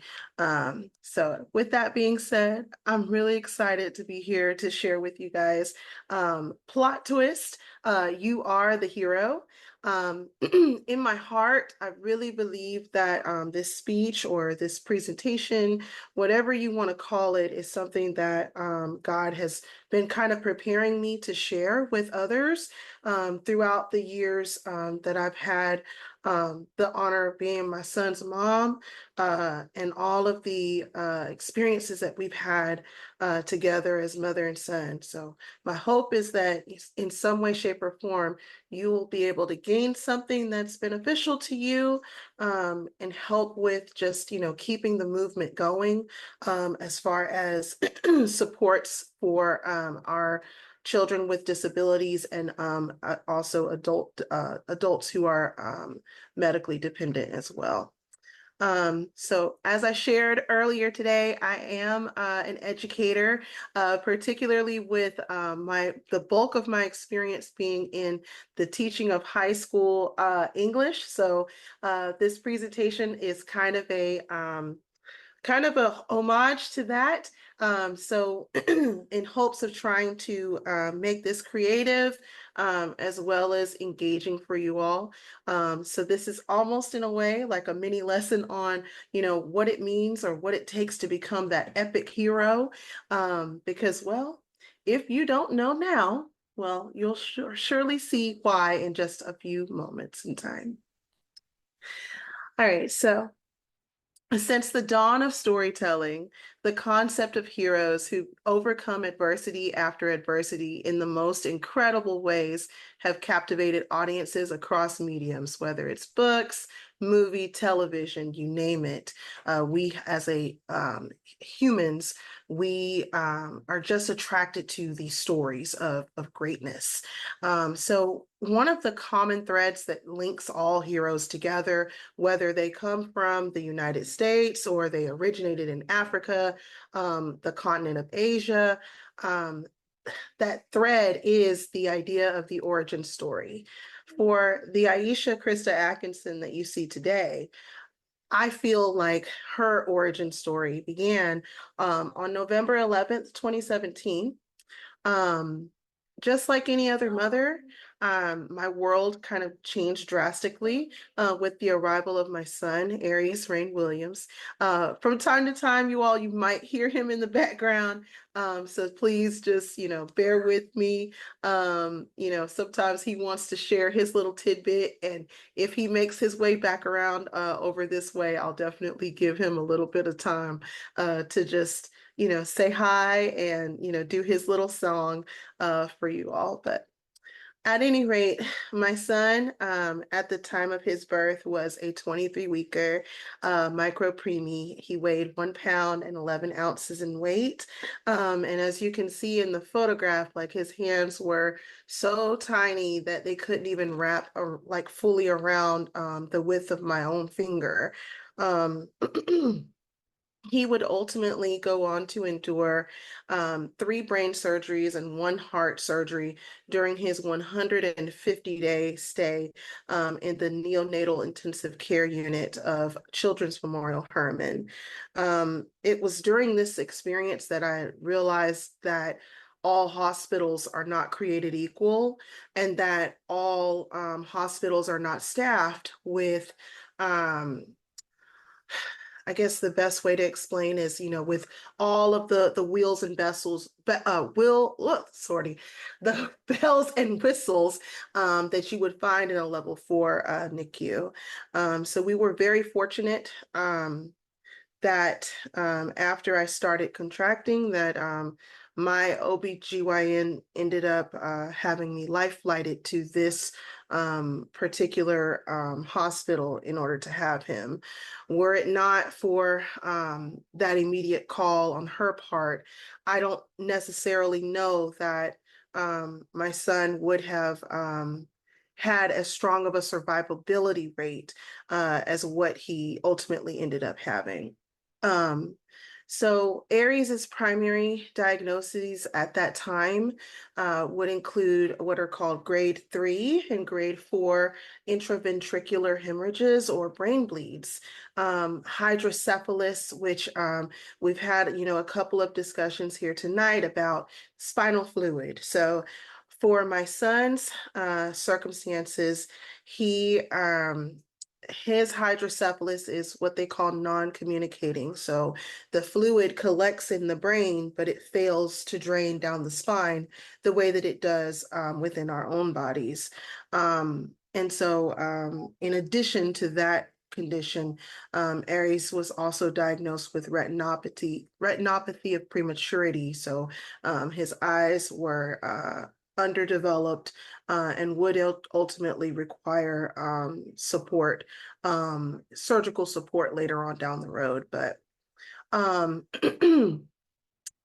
the time, as a mom, I would kind of float between, those feelings of hopelessness, as well as just that spirit of endurance throughout the day.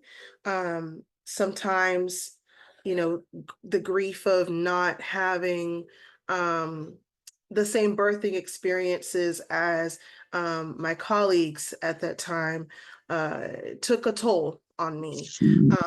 If I remember correctly, during the podcast that I did with LaVon, I shared with her and the audience there that I actually tried to share with the person that was my principal at the time, those newborn photos of my son, excuse me, and he, opted not to share that with our campus community.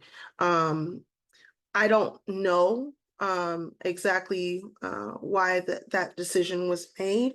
I had shared the photos with him twice, but regardless, my hope was that, those images would be shared just so that, one, at times like that where you're looking for and in need of a community to kind of surround you, there was a wish that, people would know and be able to just, send those prayers and well wishes. But the other piece of it is that, when you've announced at work that you're pregnant and you have that baby early, sometimes you don't want to have to explain a lot of things. And unfortunately, that decision that was made by my leadership at that time ended up bringing undue pressure onto me as a new mom trying to navigate a very, very difficult time in my motherhood journey. But regardless, that lesson, it taught me so much about the kind of leader that I want to be, and the kind of, what's the word? Really strength that it takes to endure something like that and never forget those feelings of not having that kind of support from leadership. So at any rate, as I'm juggling these very heavy emotions, I made sure that whenever I crossed the threshold of my son's hospital room, I made sure to intentionally try to provide nothing but positivity to him at the bedside. As we've all talked about again, even tonight, the power of words is your faith and the words that you use carry so much weight in your child being able to thrive through these difficult times, being able to thrive despite those negative medical reports. When you are not intentional about those things, that's when, at least in my experience, that is when a lot of things just go wrong. And so you have to remember to give it back to God. And, just again, remember to channel your thoughts in a way that are positive and uplifting. So while my son was in the NICU, I was actually encouraged by my OBGYN to not stay at home and to kind of not just remain at the bedside daily. I think for some moms, this advice probably wouldn't be good for them. But for myself, I realized in looking back that it was, the best I guess in some ways a distraction as well as like an opportunity to find and realign myself to purpose. It was the best way for me to get that done, was to go back to work. So the photo that you see to the left is of me from the beginning of the 2017-2018 school year. And I think in looking back, one of the reasons why it's possible that I had given birth to Aries so early was because I had a lot of life changes that were going on. And that included, being promoted from just being a high school ELA teacher to being this ESL lead teacher who's over, helping with the supervision of, over 300 students who don't speak English and trying to be an advocate for them with educators who may or may not understand what it is that these students need to be successful. On top of that, I was also working at one of the most competitive high schools in the greater Houston area. So not only is it a matter of advocating for these kids, but it's also trying to make sure that they get all of the academic supports that they need to continue to show that, yes, even this demographic of students is capable of accomplishing great things. And, just being pregnant, I mean, because that's that can be a stressful thing to handle as well. So my pregnancy, as alluded to earlier, it ended up being short term. And the journey to getting Aries home would be, the kind of stuff that you would likely see in an Oscar-winning film, I think at times.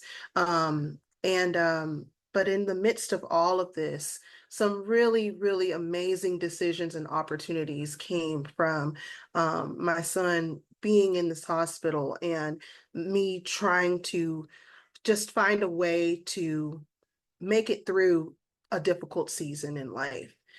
So in an effort to find connection, I created an awareness account on Instagram, and it's right here at King Aries Reigns, just to kind of account for his journey and, also bridge some connections between myself and other moms that were going through similar challenges. It is through Instagram that Lavon and I met one another. And I can't remember for the life of me, like what the post was or anything like that. I just remember saying, she's a mom and she's going through the same thing. Like, I gotta get connected to her. And, we've just been in communication and contact ever since. And with that being said, this very platform right here, is a way that I've been able to meet and connect with some of the strongest, kindest, and most intelligent women leaders I have ever had the honor of being able to know. Women like Lavon, Ebony Ford, Jessica Walker, Tiffany Finley, like they are moms that have overcome so much adversity and done it with so much grace. As well as, being able to bridge connections between myself and nonprofits. During that time of my life in the NICU with my son, there were several nonprofits that supported us during that journey. And of course, seeing that, experiencing that as the recipient, is ultimately what would inspire me to kind of continue to try to find ways to do that for others as well. While my son was in the NICU, he would ultimately have the unique opportunity to participate in the clinical trial of the revolutionary device known as the cap-based transcranial optical tomography. Also known as the CTOT device. So this device actually was created by his neurosurgeon, Dr. Manish Shah. And basically what it is designed to do is scan the baby's brain without exposing them to harmful radiation, and actually uses like rays of light to see what's going on within baby's brain, as opposed to putting them in those MRIs or CT scanners. This opportunity for Aries would be groundbreaking for many reasons, but the first and most important piece is that he was the first infant, the first in the world to have his brain successfully scanned by this device. And the information that was gained from that particular device would end up being published in a research publication and be the source for several grant opportunities that Dr. Shaw and his team would reach out and in support of to keep this research going. So before my child was even 1 year old, he had an opportunity to change the world. And, just like Bianca shared, in her speech as well, I got exactly what it was that I was praying for without even realizing that I had gotten it. While my son was in my womb, I prayed for him to be a baby that would change the world, a kid that would change the world, an adult that would change the world. And, I think some people might feel sad and devastated about certain things, but the way that I look at it is a way of just realizing, like, God gives you exactly what it is that you're asking for, and then some. When I said change the world, I was just thinking of, he'll be a scientist and create something, not, a kid who's going to at some point be able to say, I participated in this thing, and individuals who are born like me are going to have an opportunity to not have to go through some of the things that I had to go through. Like, as a parent, that is, I don't know, just the stuff that just, gives you just so much joy and reassurance and in knowing that there is a God and that he sees everything, that he puts you in the right place at the right time. I mean, just the fact that his neurosurgeon alone is the one that was coming up with this device. Like you can't, nothing is coincidental. Nothing is coincidental. Um, at any rate, it was also, thanks to, my own efforts through this one little thing, just a small Instagram account, and sharing out pieces of his story, that I would end up being able to be on a podcast called The Messy Roads of Motherhood. And I remember this was my very first one, very first interview. I remember just thinking to myself when the invitation came, that, I don't, can I really do this? Like, is my story really something that's worthy of being on a podcast for other people to hear? Like, would people actually find value in this? But what I realized as I tearfully kind of moved through that recording, was that it was of even greater value to me to release that pain, the regrets that come from, well, what if I had done this, or what if I had done this differently? And also just share as well the pieces of love and joy that came through that chapter too, because it wasn't all just hard times and surgeries. There were moments of joy, like this picture here. I'll never forget. That was his very first time smiling for a picture, like on cue, on cue. Those little moments made such a huge difference for me while we were in the NICU. And I wouldn't realize it, but while that episode of that particular series would end up being the last episode that they would ever produce, it would end up being the beginning of so many other opportunities for me to serve in and as an advocate for persons with special needs and the families that support them. So the next little piece on this epic hero's journey is a special education. So in April of 2018, my son would graduate from the NICU after 150 days. I adorned him in a purple graduation robe and a white stole, the colors of prematurity awareness.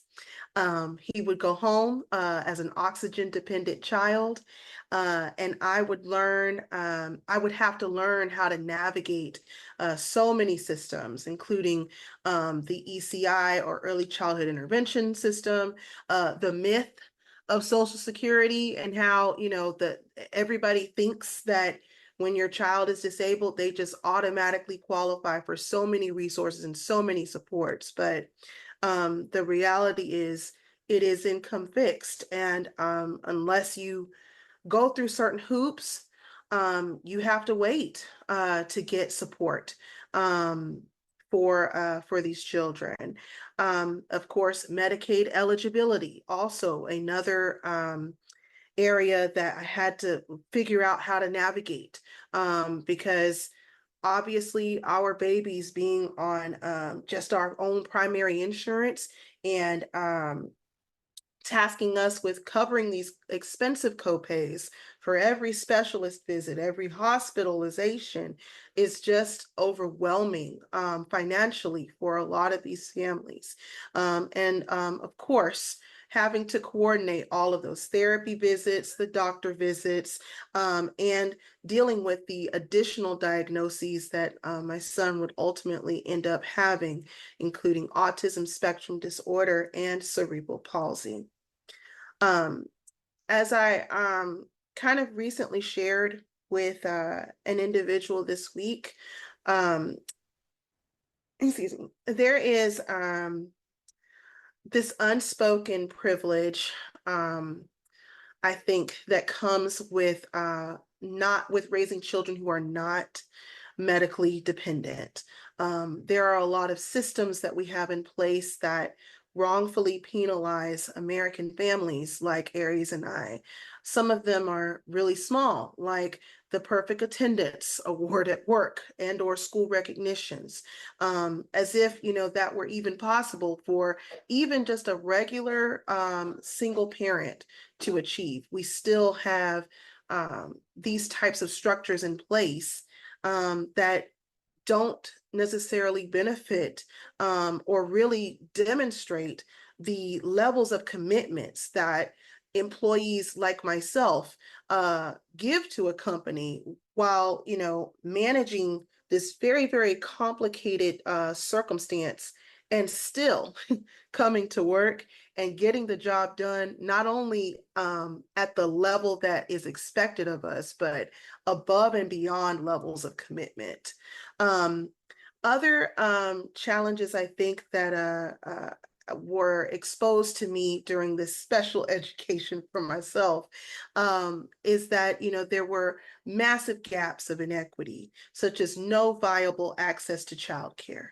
That has been, for me as a working mother, the hardest thing to contend with. And it's just been a lot of basically patching different pieces in order to figure out what will work for me and my son.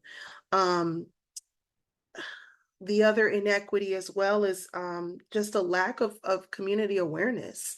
A lot of people have the impression that the only people who experience disability are individuals who are elderly. There are adults who don't recognize that a child can be born disabled or can become disabled due to circumstances beyond the control of, a parent or anything. So with that, being said, in the midst of my special education, I learned that so many people had no idea how to adequately help me or how to adequately help my son or people like us. And that really hurt me to my core to see. But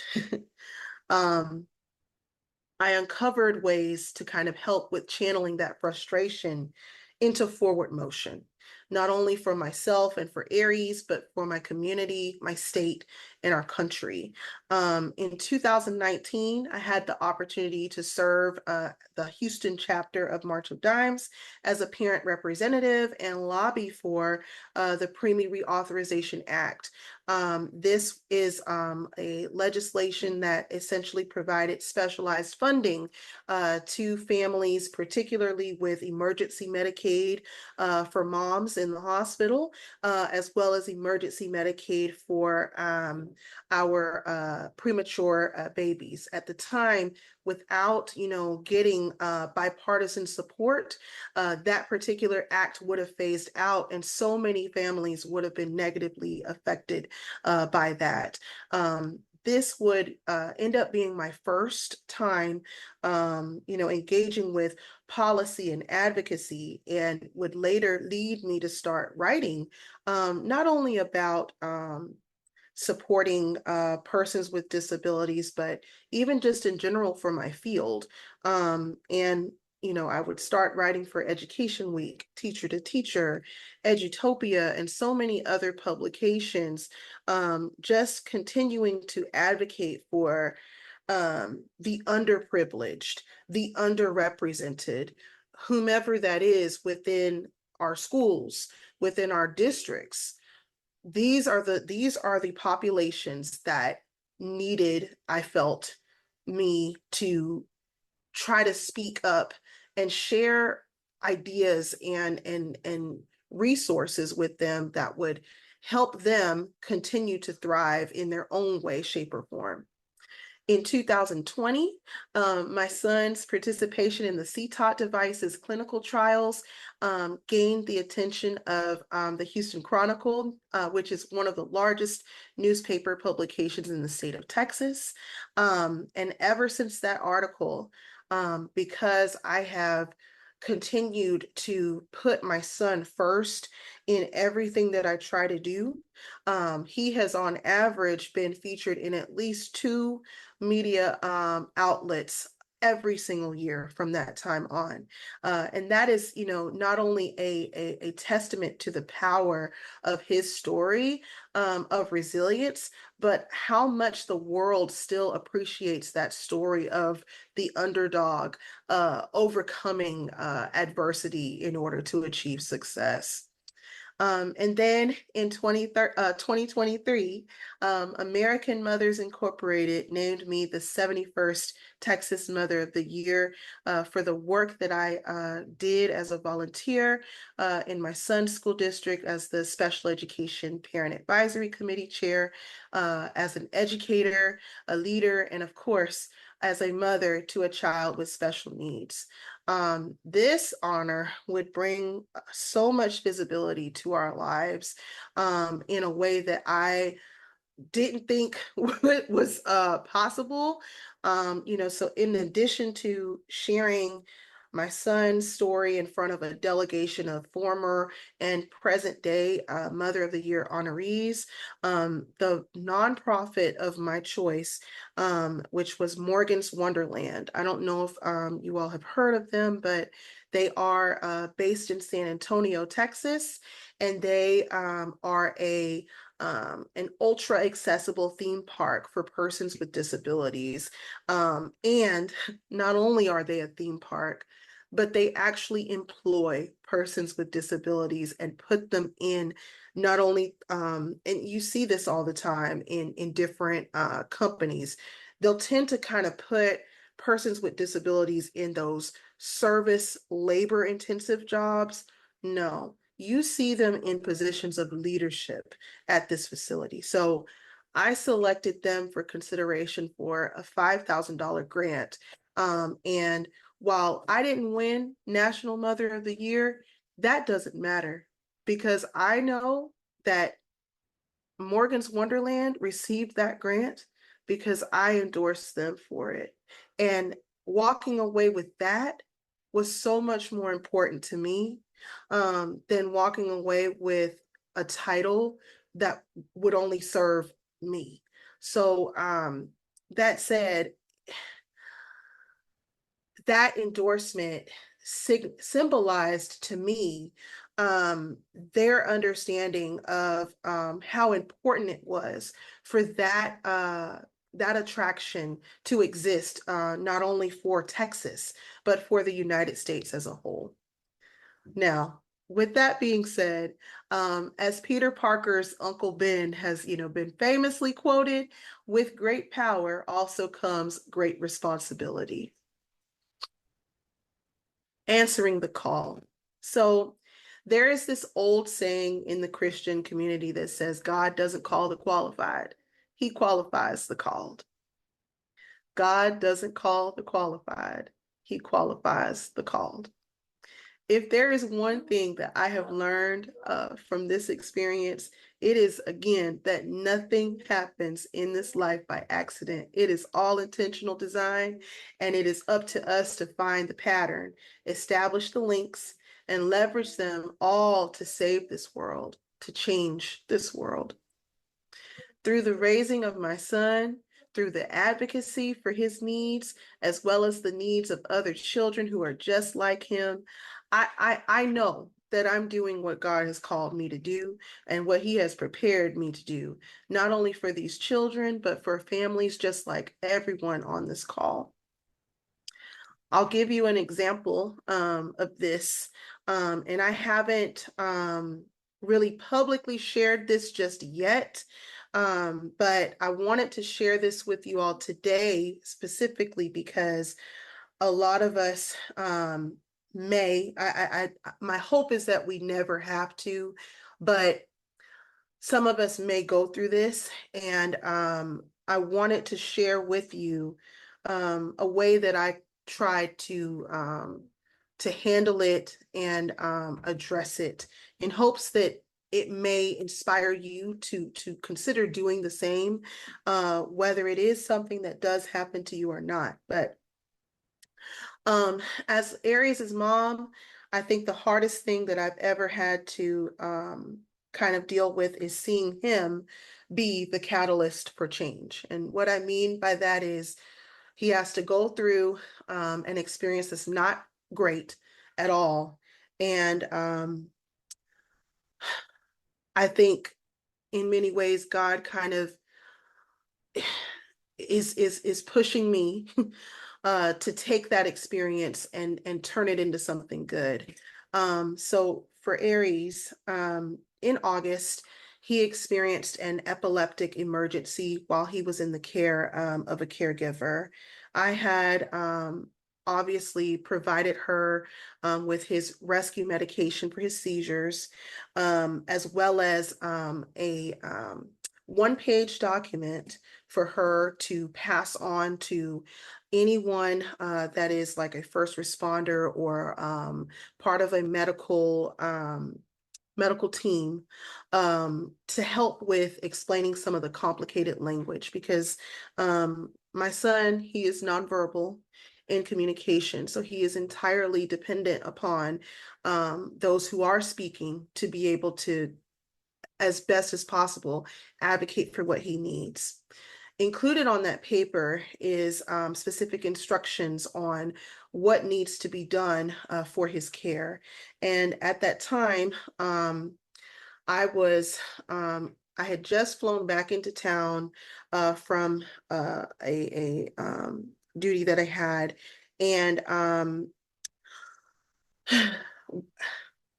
he was still at his caregiver's house, and he had a seizure emergency. She administered one medication for him, and did as she was instructed to do, which was to call 911.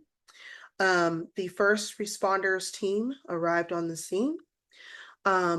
They looked at my son, who was seizing, and because he has cerebral palsy, seizing sometimes looks a little different in him, but they refused to transport my son.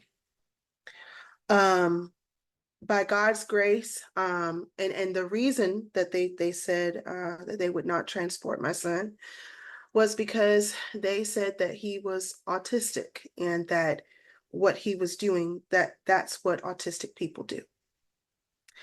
That is what they told my son's caregiver. She called me frantic because she didn't know what, like, I'm giving you this paper.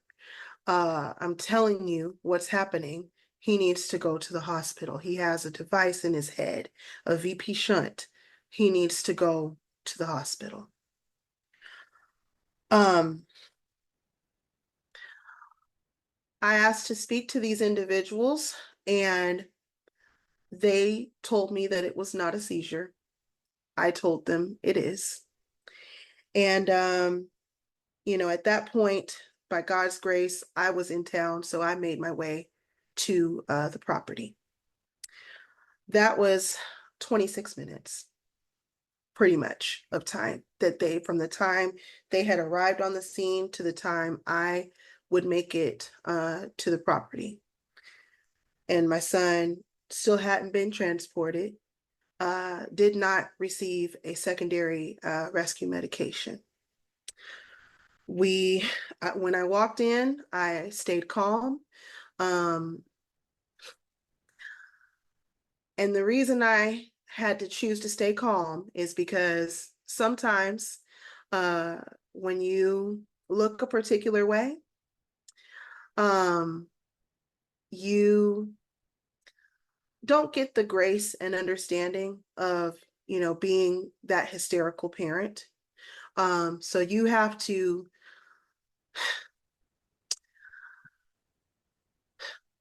hide how you really feel in order to make it through a moment without the risk of, being put in harm's way, if you get what I'm saying. So I kept my calm, and I said, we will be transported. You will be transporting us to his hospital. And on the way there, surely my son had another seizure and I would be the one to administer the rescue medication. We got to the hospital and my son was admitted, and I shared that a little bit of the story while I was talking on the phone with my parents. And at that time, a nurse was in the room and she overheard what I was saying. She went and reported it, and then she came back to me and gave me instructions on what to do to address this situation. And so I ended up sending a very, very long email to this first responders department, detailing everything that happened. And when I shared with them my concerns about them not transporting my child, my concerns about them having a stereotype of what autism is and not being aware of what epilepsy is, and how it manifests differently in individuals, I also provided them with the grace. It is possible, I said, that these individuals are undereducated, particularly about autism. And so I believe in my heart, I shared with them, everything happens for a reason.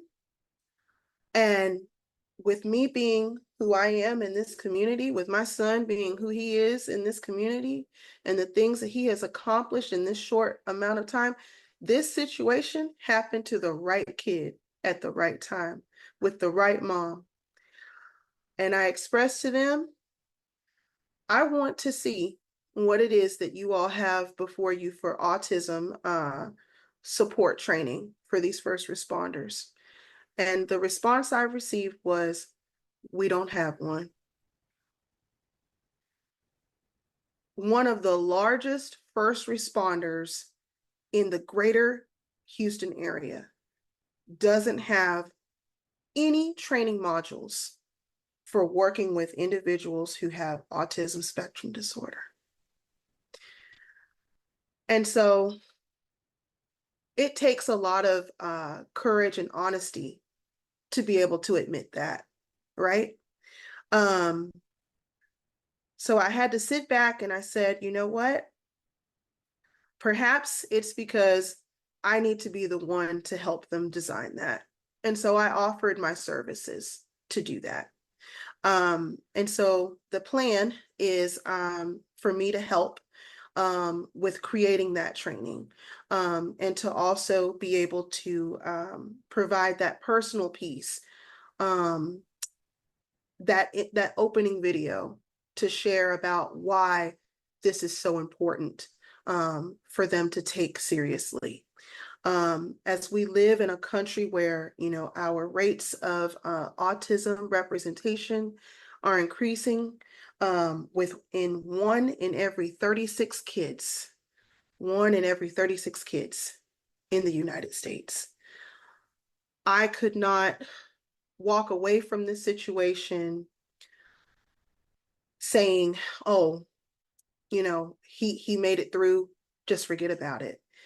And one of the reasons why I couldn't do that is because this was the second time in my son's life that he has either been denied emergency treatment or received emergency treatment on delay. So I took that as a sign.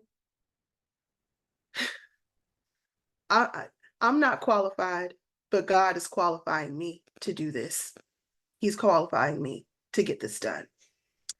That said,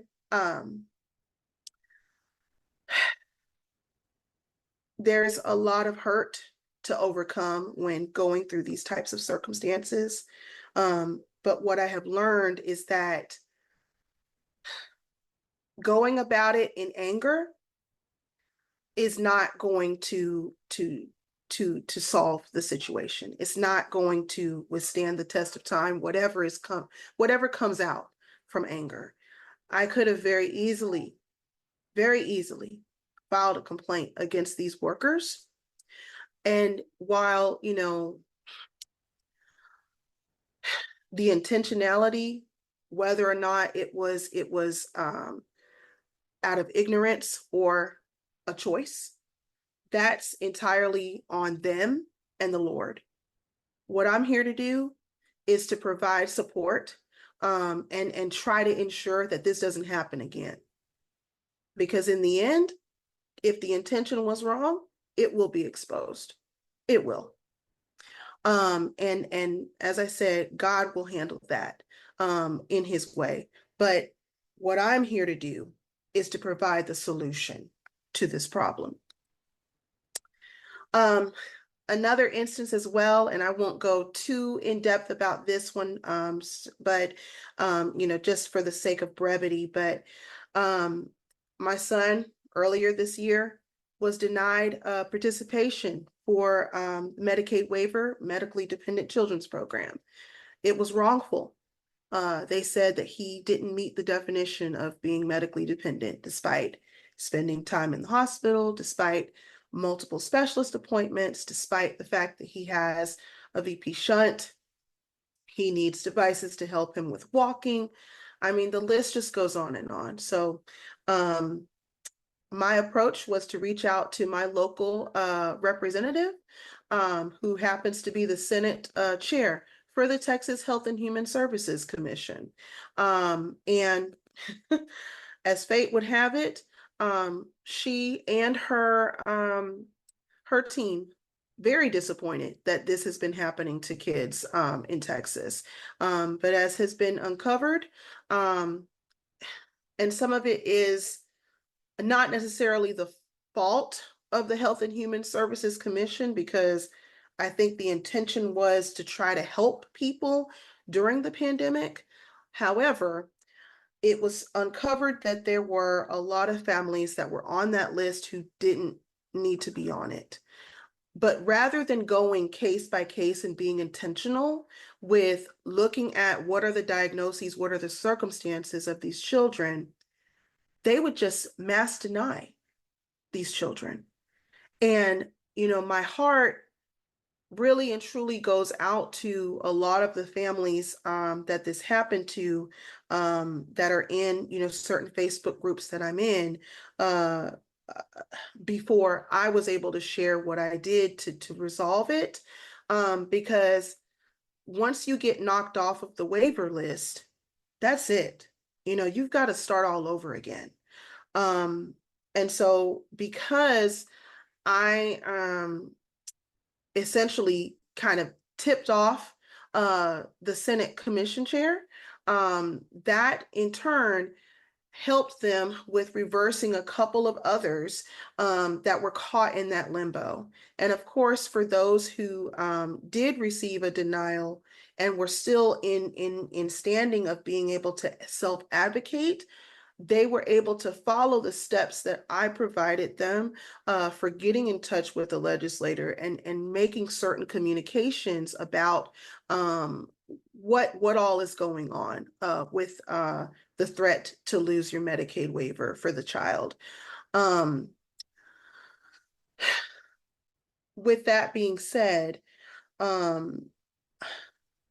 in my situation, I received a personal apology from the Texas Health and Human Services Commission for that happening. And he was indeed restored his Medicaid coverage. But again, I'm not a medical attorney. Like I'm not any of these other fancy roles. I'm just a mom trying to do what I can to raise my son with as many supports as I can provide for him. But again, God doesn't call the qualified. He qualifies the called.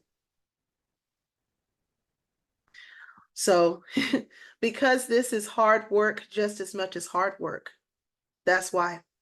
And I do everything that I can, not only for Aries, but for other families who are struggling just to make ends meet while they're navigating these very, very complicated, interconnected webs of disability rights and access for their dependents and trying to just keep them alive. These families, they don't have the time. And in some ways, they don't have the educational background to even think about trying to figure out how to fight back against the system. The disparity, that, you know, that heartache in knowing that is what has fueled me as a mom to do what my mother has always said to me, to keep it moving, even when I feel like I can't, because if not me, then who? And if not now, then when? Every opportunity that has come my way, I've tried to leverage it as some sort of chance to share more about what it means to be a medically fragile child's parent and what it means to be that child. Because representation and reshaping the perception of love and joy matter. I'm so tired of seeing stories of sorrow, of you know, we have to feel sorry for these individuals. No, yes, there are challenges that are happening in our lives, but we also have a whole lot of love and we've got a whole lot of joy to share with the world too. And that, you know, to me, sharing that matters. So, you know, across different opportunities, like, you know, being able to make an appearance on ABC Localish for Aries, you know, receiving a proclamation from my county judge. These are all ways that I've tried to just keep it moving. Here in this photo in particular, I had the opportunity to, last school year, serve as a school leader and share with these little 4, 5, 6-year-old kids what cerebral palsy is on World Cerebral Palsy Day and be able to have a personal connection to share with them. When my son comes to visit my campus, sometimes the kids will see, you know, his leg braces and they'll ask questions, and to be able to lovingly and gracefully share with them the purpose and intent of these devices and how this happens and what you can do to be a support, to be a good and kind person. Those types of things are so meaningful and so important to me. And hold on, let me find my notes again. Sorry, y'all, I'm getting a little emotional, but I've also had the opportunity to sit at several different tables. In this particular photo here, I'm part of the board for the Texas Council of Teachers of English Language Arts. And one of the things that I'm able to bring to the table that others are not able to bring is, you know, what are the needs of, you know, our special education students when it comes down to literacy instruction in Texas? How can we address this? For another organization that I support, making it known that, hey, we are an organization that is supposed to be focused in on improving conditions for minority students. Why do we not also have a conference presentation strand for special education, particularly when the majority of students served under special education are those minority students that we're talking about trying to support? These are, you know, again, perspectives that I can uniquely bring by having that seat at the table that others may not be able to see because it's not their lived experience. And so with that being said, there are many ways that you too can also become a hero in the story of you. And these are just 8 different ways to accomplish that. And we've kind of all talked about this in each of our sessions, but just to kind of briefly go over. So social media awareness, okay? You can start a platform and share your story. Choose what you feel most comfortable with. For me, at that time, it was Instagram back in 2017, 2018. Today, that platform could be TikTok. That platform could be Threads. It could be you creating your own website. Whatever your way of trying to share that story is, understand that it's not about how many people come to your site or how many followers you get. That's not what's important. As you guys saw in that screenshot was taken last night of my son's Instagram profile. We barely cracked 1,000 followers, but guess what? It's not about how many, it's about who you impact. It's about who you impact, because any one of those 1,200 followers could be somebody who is destined to do this incredible thing, that if you were not in position to inspire them, they would not be able to achieve that without you being in position to share what you've been through, to share how to overcome something. Support local nonprofits. We've been talking, all throughout this session about different events that are coming up within our respective areas. So finding a way to support those local nonprofits. You can do that by attending their events, volunteering, okay? And that's not just, volunteering to be, in service to it by helping with managing the behind the scenes stuff, but volunteering to share your story, volunteering for that opportunity to be a speaker. You can help with promoting events and basically serve them in as big or as small of a way as you feel comfortable doing. Leveraging other platforms. Again, Levon has an amazing magazine and as well as an amazing podcast series. Submit an article, send a pitch, and ask, hey, can I be on your podcast? I have recently reached out to someone just out of the blue. I said, you know what? I like their show. Let me just reach out. Send that cold call email and see what happens. Sometimes you'll get an answer, but you won't know until you put yourself out there. Okay. Engage your representatives. So challenge them to support the initiatives that benefit the causes that affect you.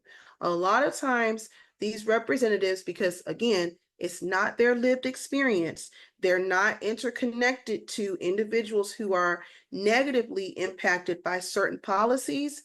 They don't know what they don't know. So it's up to us to find ways to engage them and get them to see what the needs are. Sometimes that can be showing up to a political event and reading the room and figuring out, is there a way that I can speak to my representative?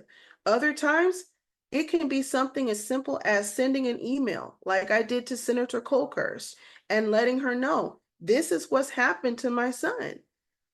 And this is a problem. This is a serious problem. But if we don't, find ways to navigate that, I'm sorry, but nothing's going to get done. We cannot expect others to save us, to save our children.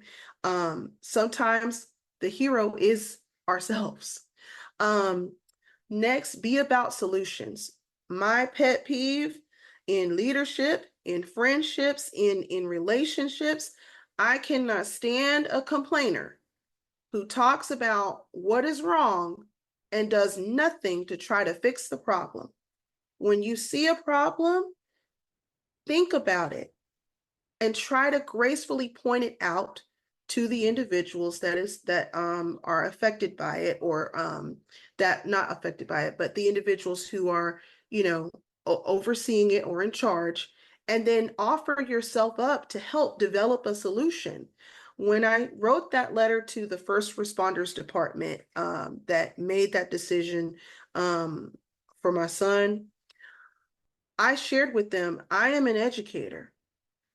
I am a mom. I am an advocate. These are my gifts. If you don't have the resources that you need, that's okay, because I can offer myself as a resource to help you get what you need in place. But the only way to get that done is by being bold enough to share that out with them, and making sure also that we educate gracefully. Again, there are so many ways that I could have, walked into that space with a lot of, justified anger. But as I said before, nothing sown in anger and hate withstands anything. So in the midst of dealing with individuals who just don't know, find a way to challenge the misconceptions through the presentation of an alternative, but doing it with grace, not going in and accusing people, because unfortunately, that's what causes people to shut down. That's what causes people to not want to listen to anything that you're saying.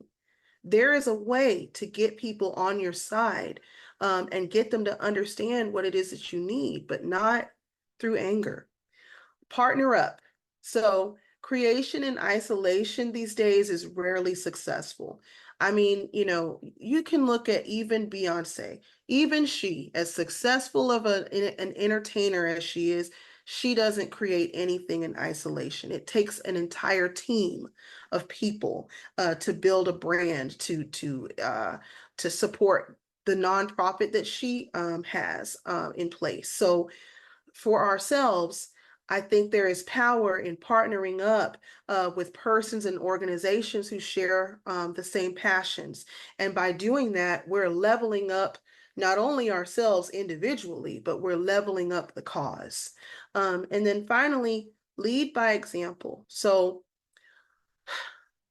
you can't sit back and expect a community to lead with love and lead with grace and lead with inclusivity at the heart of it if you're not leading with love, leading with inclusivity at the center of what you're doing.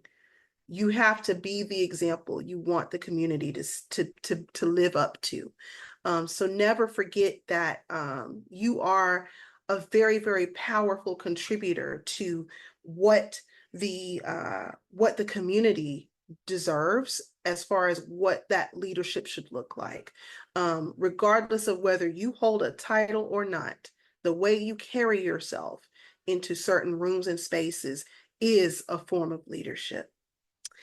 All right. And so with that being said, that kind of concludes my presentation. Were there any questions that you all might have that you would like for me to assist in answering? Let's see. Why couldn't you be in Philly? I just want to hug you. Oh, thank you. I have a preemie too. You know what I'm saying? Like, just hearing your story is powerful. And thank you for, continuing to do the work. Jen and I, all of us know that how important this is to educate ourselves. We go through the stages of emotion. We're recognizing wherever we are with that stage of emotion, you got to let folks know, meet me where I am so I can be able to help, so we can do this together.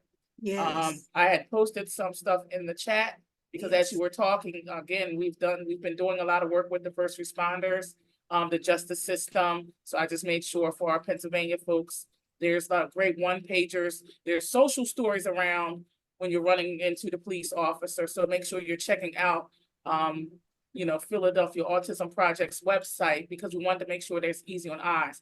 Public comments. I didn't even know how to make a public comment. They're making great infographics on how to do that. So, we're sharing. We got you, sister. We doing what we can do, but we got to come together. And thank you for all you do. Yes, thank you, thank you, thank you. And see that even that in and of itself is leadership in exchanging resources, so that, hey, what are you guys doing that's amazing, that's happening in your state, so that we can bring that into our own communities.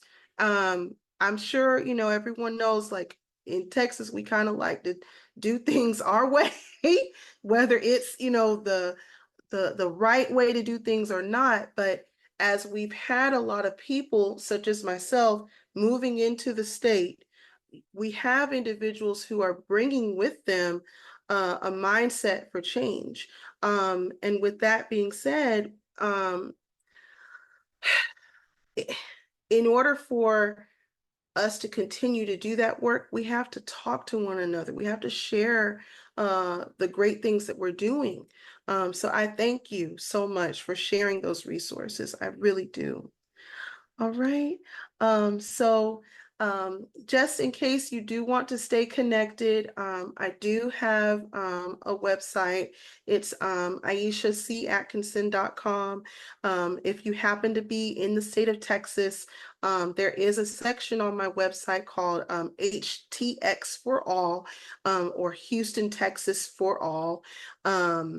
It is basically a directory of different resources for autism, your different vendors of speech, occupational therapies, and so on and so forth.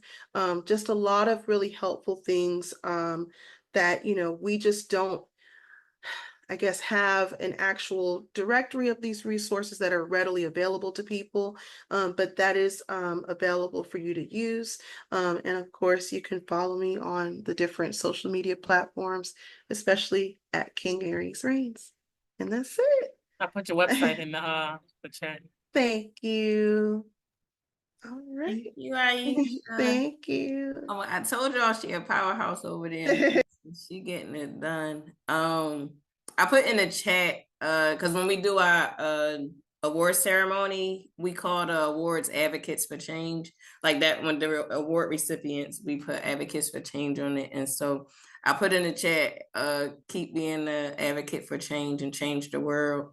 You and Aries, I know that's what you prayed, but that God is definitely ordering your footsteps and allowing you to do that. So appreciate you, sis. Amen. Thank you so much. You're welcome. You're welcome. And last but not least, I told y'all she my mentor, she my mother figure. She is a wealth of information. So I know we at the 7:30 hour, and thank y'all for staying. Like y'all definitely. This is a conference. Child, we gotta get on. We can get I'm it. loving it. I'm loving it. And so Michelle is gonna come up. I think I'm sharing her information. So just give me a moment as she. Not yet, not yet. I But know. I'm gonna just set it up on my computer, but you can go ahead.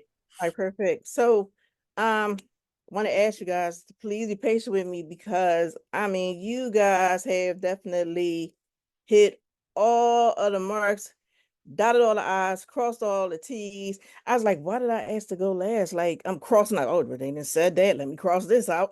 Like, they just said this. Let me cross this out. And covered. Like, oh my goodness, amazing, amazing, amazing.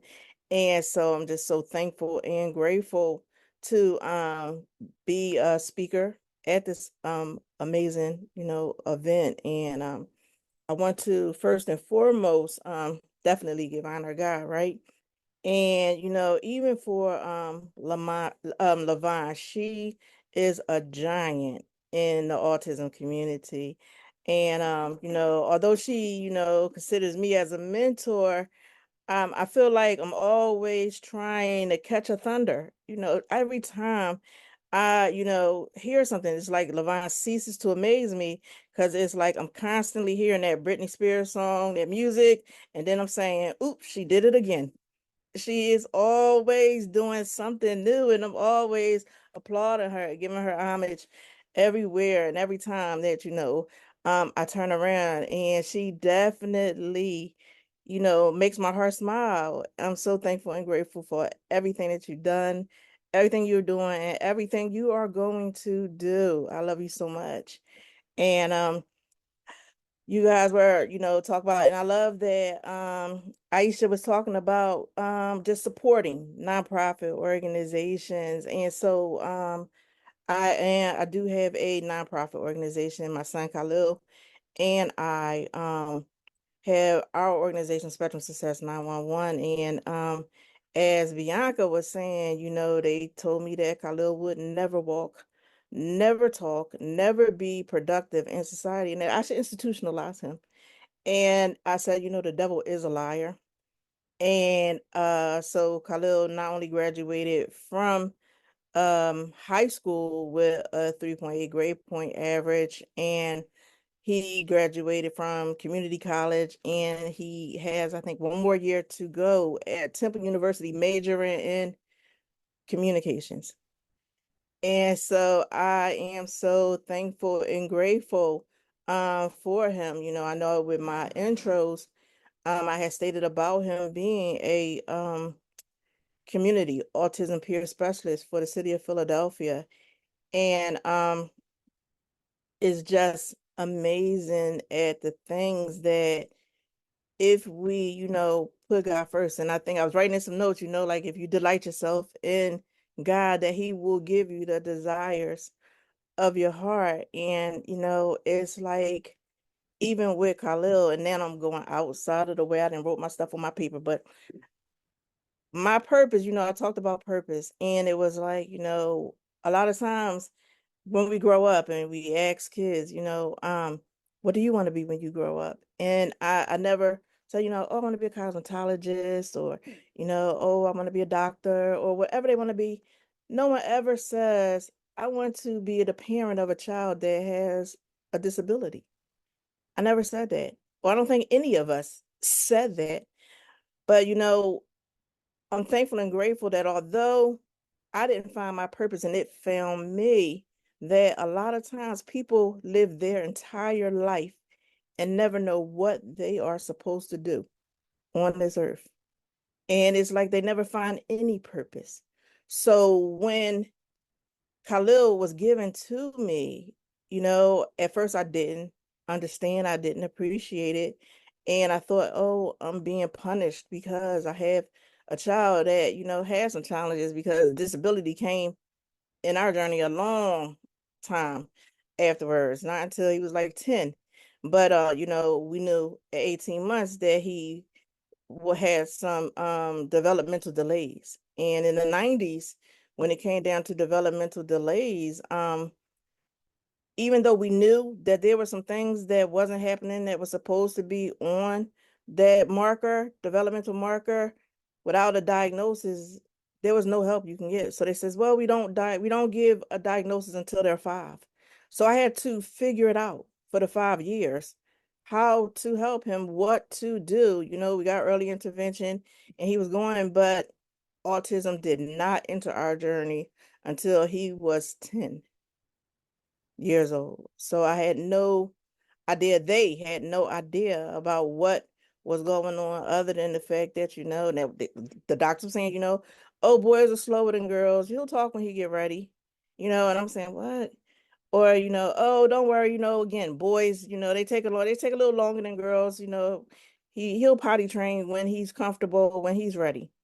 And, he didn't walk, he didn't talk, and he didn't, use the bathroom until he was 5 years old. I was ostracized from my family. They were saying, well, what kind of parent are you doing? Why you can't talk? What are you doing that you aren't spending time and making time for him?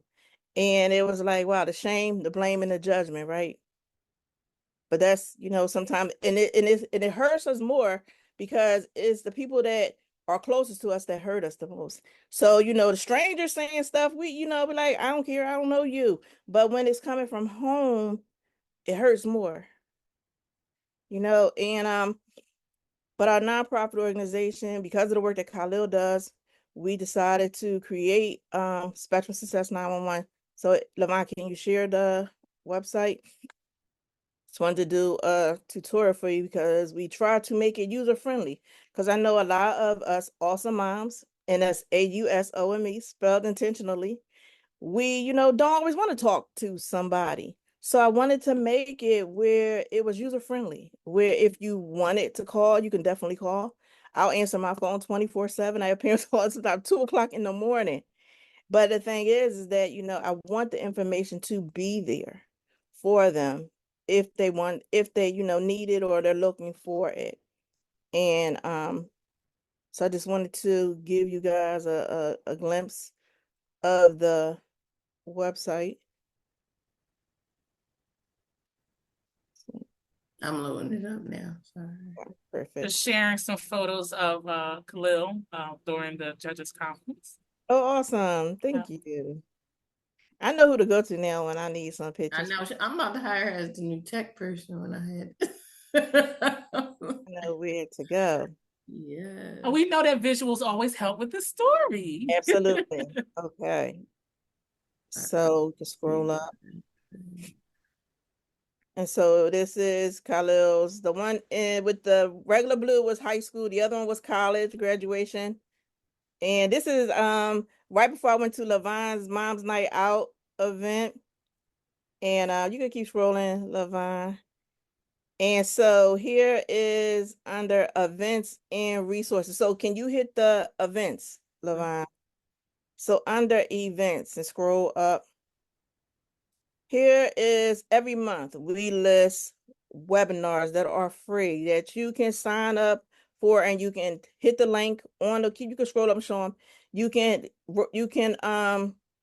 register for the events on our websites. And if you attend the live one, then you'll get a certificate of attendance. So for each month, you can click on to register here. And they have all different type of diagnosis, support groups, all different types. So there's all different organizations that have free webinars available for our parents or for anybody that's interested. It could be a caretaker, a family member, but all of the webinars are there.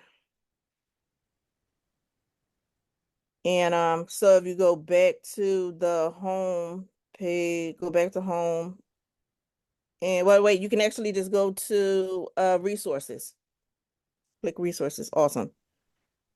And under resources, you have all different tutorials, and you have links to organizations for advocacy. We have other things like 5 ways to deal with adult autistic meltdowns, married to a partner on the spectrum, 3 stages of a toxic relationship. So we also have included mental health, because our loved ones that are on the spectrum have multiple diagnoses. So most of the time when you have one, you mostly have others too. So we did not want to exclude mental health.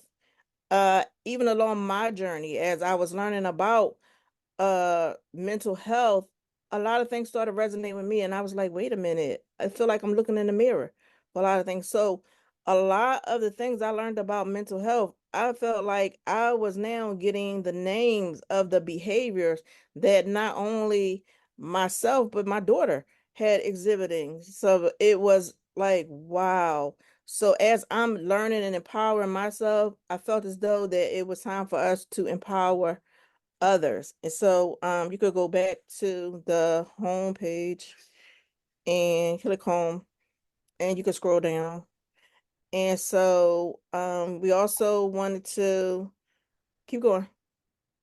Sarah, right, go back up a little bit. So Khalil wanted to share some pictures. Last year, his father, we found out his dad was sick. He had sarcoidosis and he succumbed to his illness. But Khalil wanted to dedicate, this is a picture of him with his dad at the zoo. And only I think Khalil was about maybe 3 or 5, and Khalil couldn't talk. Khalil was learning to walk, and he was on the picture there. This is another picture when the one with him with the hat on. His dad was graduating into becoming a detective. And I believe that when we took this picture, it was every bit of transitioning from spring into summer. And it was like, what? And the thing is a lot of times our kiddos, they don't understand about seasons changing. And the thing is, it's not about what's comfortable for other people. It's about what's comfortable for them. If they have a longer time transitioning, because I knew a lot of time, there was one situation with my mom. Khalil was in the car. My mom was taking us to the store. And so she was saying, why do you have that winter hat on him? And it's 70 something degrees outside. And I'm like, Mom, please leave him alone. It's fine. Let the hat go. He'll be okay. So I went in the store. When I came back, she was sweating. He was sweating because she had tried to take that hat off of him. Oh my God. And I'm sure he had every kind of meltdown and everything that could happen. And then when I got in the car, she was screaming at me, just leave the hat on. I'm like, I tried to tell you that. And so a lot of times what we have to do is when people are saying things to us, leave the outside noise outside. We have to close our ears. We can't take in everything that they want to say to us. Sometimes you can feel when somebody can say something that you don't want to hear. And you can say, I know you think that what you're about to say is helpful, but no, thank you. Thank you, but no, thank you. Sometimes, we can kill them with kindness as well. And so you can scroll up, Lavine.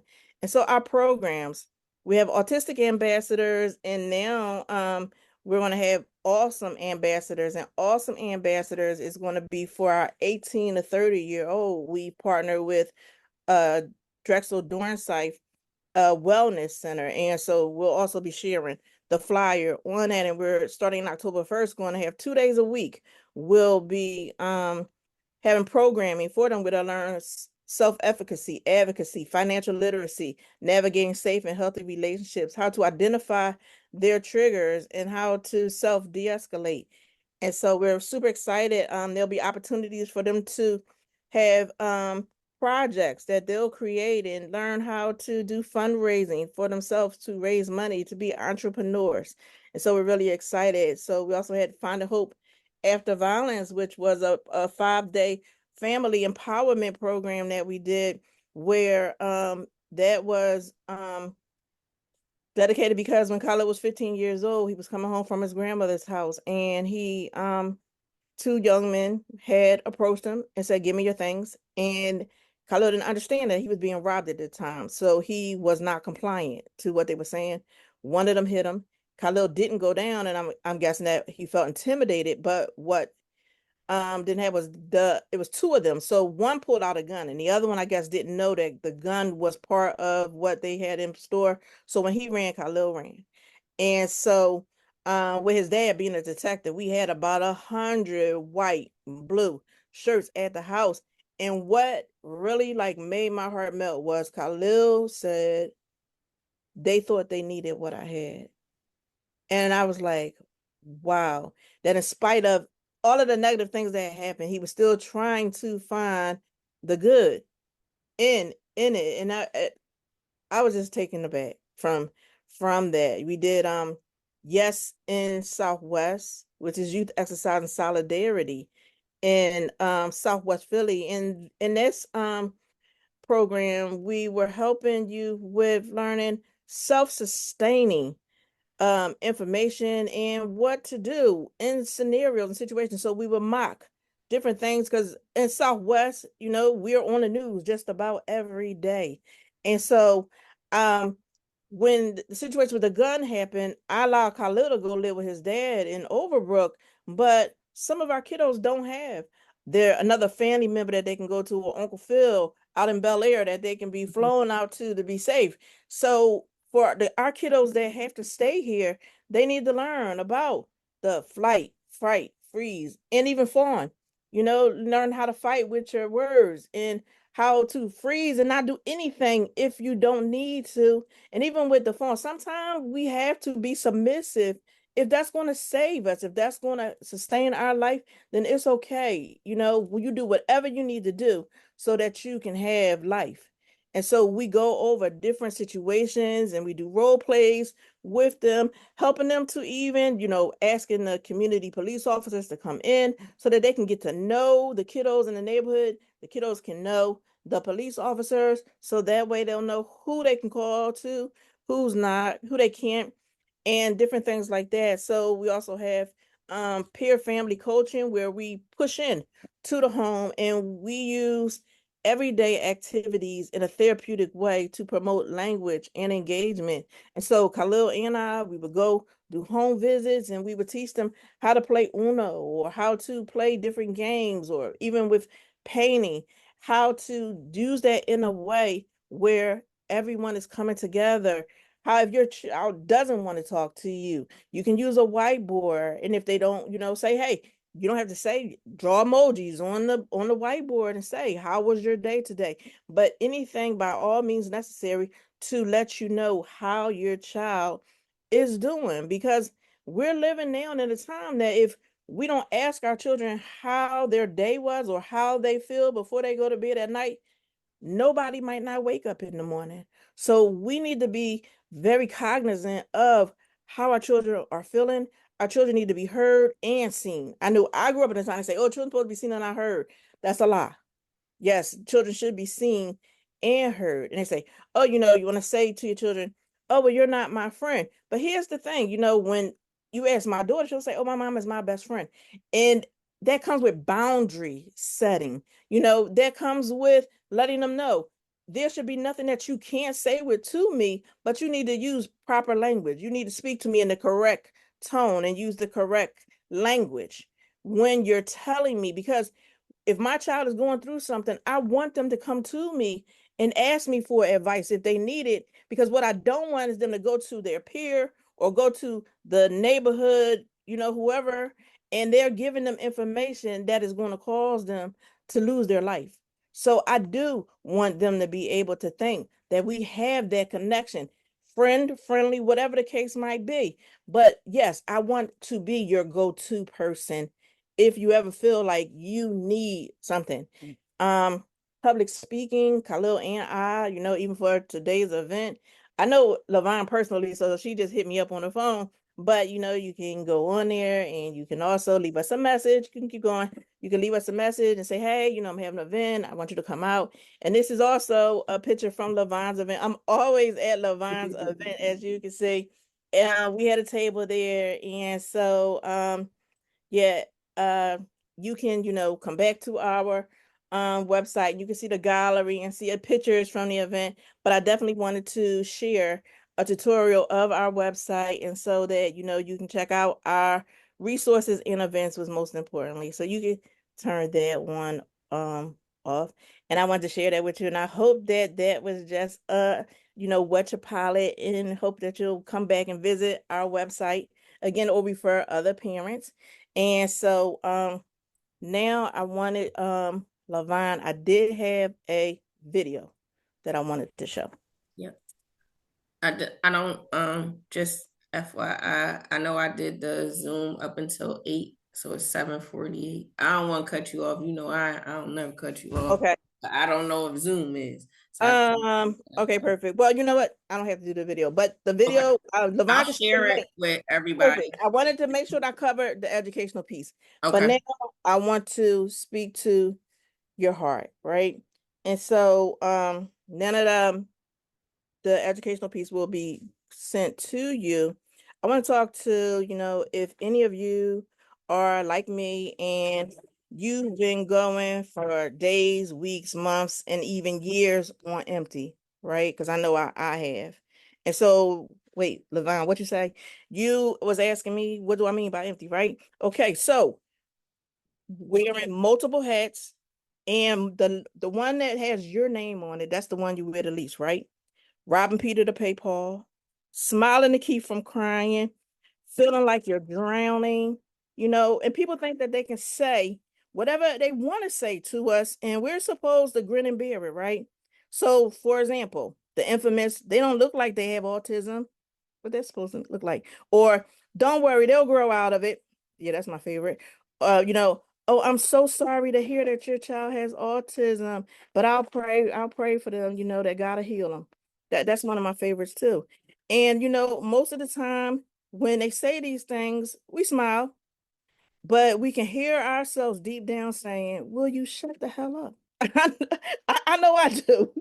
But the thing is, I remember being on a panel with Icy. I guess we all be on panels with Icy, right? And we were asked, if you could do life over again, what would you do differently? And I remember saying, well, I don't think I would do anything differently, with the exception of, instead of shrinking, I would blossom. And I remember, before I learned about advocacy, before I learned about my voice, and before I learned how to be who I am today, when people would come and say these things to me, I would shrink. I would wish I was invisible. I would wish that I could disappear. And the thing is that we want to share, these things. I want to share a secret with you today. And the secret is called the reset button, right?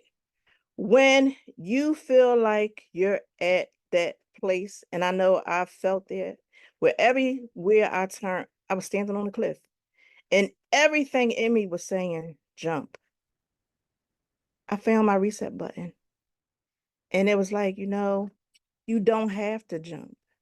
And it's okay, whether it's, as Bianca was saying, in your church home, or whether it's, as Aisha was saying, starting a Facebook page or a nonprofit organization, connecting with your village, finding a village, like we have one here, and being able to just tap into that village and be able to push that reset button when you need it. We all, can just get on this lifeline that we have here and call each other, text each other, email each other anytime. I might not go months sometime without speaking to Icy, but it's like when I call her and she answered that phone, it's like, we have just spoke to each other. Like, hey, what's going on, girl? Like, we ain't miss a beat. And I love that about our relationship. I hadn't spoke to Jen in a while. When I seen her email, I was like, oh my God, my heart just like skip a beat, like, yes, oh my goodness, she remembered me, right? And so the thing is that we can reset if and when we need to.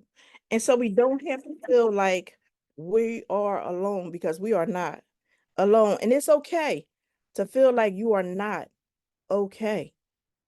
And I can't stress that enough. We, especially as professionals, we talk about our children masks, but how many masks do we have, to be honest, right? Because I know I'm putting on a mask every day for somebody different. And the thing is, when can we take off our masks? But we have spaces like this where we can take our masks off, where we can be our authentic self. And sometimes I feel like I'm parallel. We say, oh, our kids parallel play, but so do we, in so many different ways. And it's like, wait a minute, do they have autism or do I? Because there's like so many things that I do that I'm feeling like, wait, what? I thought you were supposed to be the one doing that. And I'm like, wait, wow. And there is a lot of times where Khalil is coming and comforting me, and I'm like, well, wait a minute, what's happening here? And like Bianca was saying, and her son anoint her hair with oil. Oh my God. And yes, God did give us this great responsibility, and a wonderful one, that we were blessed to have them in our life. I think Aisha was saying, that it's not the people who are, I can't say it, but y'all know what she said, right? But yes, God will put us in that place and in that space. And I say now my niche is finding a seat at the table. And if you don't have a seat, I'll bring my own chair, because I'm going to be at that table, right? We're going to be at that table, whether we're invited or not. And so I am like so proud of each and every one of you, because you all have taken the time and the opportunity, and you have, developed your voice. You vocalized your choices, and you made sure that not only you are respected, but the families that you serve are also being respected. And so my hat goes off to you. I love you guys so much. And I just want to thank, you all, and give you the same homage that I give to, my sister Lavine. I love her dearly. I love you all. And I'm so thankful and grateful for, again, everything you all have done, everything that you are doing, and everything that you are going to do. And so, Lavon, again, thank you for the space. Thank you for this place. And your heart, again, is a giant in the autism community. I love you. Love you too. Thank you. Thank you. Thank you. Thank you. Oh, wow. Oh, okay. So I got like 5 minutes because I don't want Zoom to cut us off. But I told y'all that some of y'all I told in the beginning that I wasn't going to do this. And then I got that phone call. And so I know this recording, this video is definitely going to bless some families. And so from my heart to yours, I just want to thank you for spending your evening. Okay, well, something just dropped in my light fixture. Sorry, I don't know. That's the devil trying to be busy because they know I know, right? I was like, whoa, what was that? I was about to fall on my head. But I did it, right? I did it. I stayed obedient. And thank you for you guys for being on here. Cause I know we're moms and we wear many hats. And to say that we're gonna be on here for 2 hours and we've been on here for 4. But thank you for spending this time with Advocate for me and myself. So there was a couple of things that I was going to share. I do have Jamil's video and I'm going to share that through email along with Michelle's video on what is autism. And I'm going to share all his information with you as well. I also asked our behind the scenes tech person, Isa Lee, to send all the links and the documents that she was sharing in the chat, to send that through email. And so everyone that registered tonight will get all that information. And again, with Advocate for Me, our goal is to make sure that we're offering families resources, advocacy, and training. And so I'm one person, but that's why I created many platforms. So that's why we do the conference at least twice a year. We do it in the fall and we do it again in the spring. I know I called this the fall conference, but it's not fall yet, but y'all know what I meant, right? And then the podcast, our magazine, and I think I shared it with Aisha too when she became a contributing writer, that the magazine is just not for Philadelphia, it is for all states. And I'm praying on it being international, but like we have resources here. We go to events and we get business cards and flyers, and no lie, I have like 5 bags of them big shopping bags full of resource information, and I want to be able to be like, oh, okay, when a parent called me, I want to be able to go run to it. And then I'm like digging in bags, like trying to find something like for their age, and I'm like, I can't find it. So that's what created the magazine, because then I could say it's an issue 4, page 33. And so, but I don't want to just assume that everybody wants to be in the magazine. So the magazine is for families. We changed it. My team and I changed it. So it is free for families, but anyone that's advertising or becoming a contributing writer will just pay a small fee to be a part of the magazine. So that way we can carry it and make sure that it's monetary as well as being a resource to families. And then the second announcement that I was going to make, I think I made it on my podcast when I was with Roz Talley, is that many of you know that I'm in contributing. I've been a contributing writer to quite a few books. So I will be writing my own contributing writing book, and I'm looking for 25 moms who want to share their story. And so my mentor, I see Isa Lee hand up. Yes, look, come on, y'all, come through. And so we're gonna do the book and a journal. Okay, remember I talked about them affirmations. So we're gonna do a book, a journal, as well as a retreat. So we have all that in the work. I did see somebody say we gotta go. Somebody put it in the chat, and I was laughing when they put it in the chat, like we gotta go on a girls' night. Yes.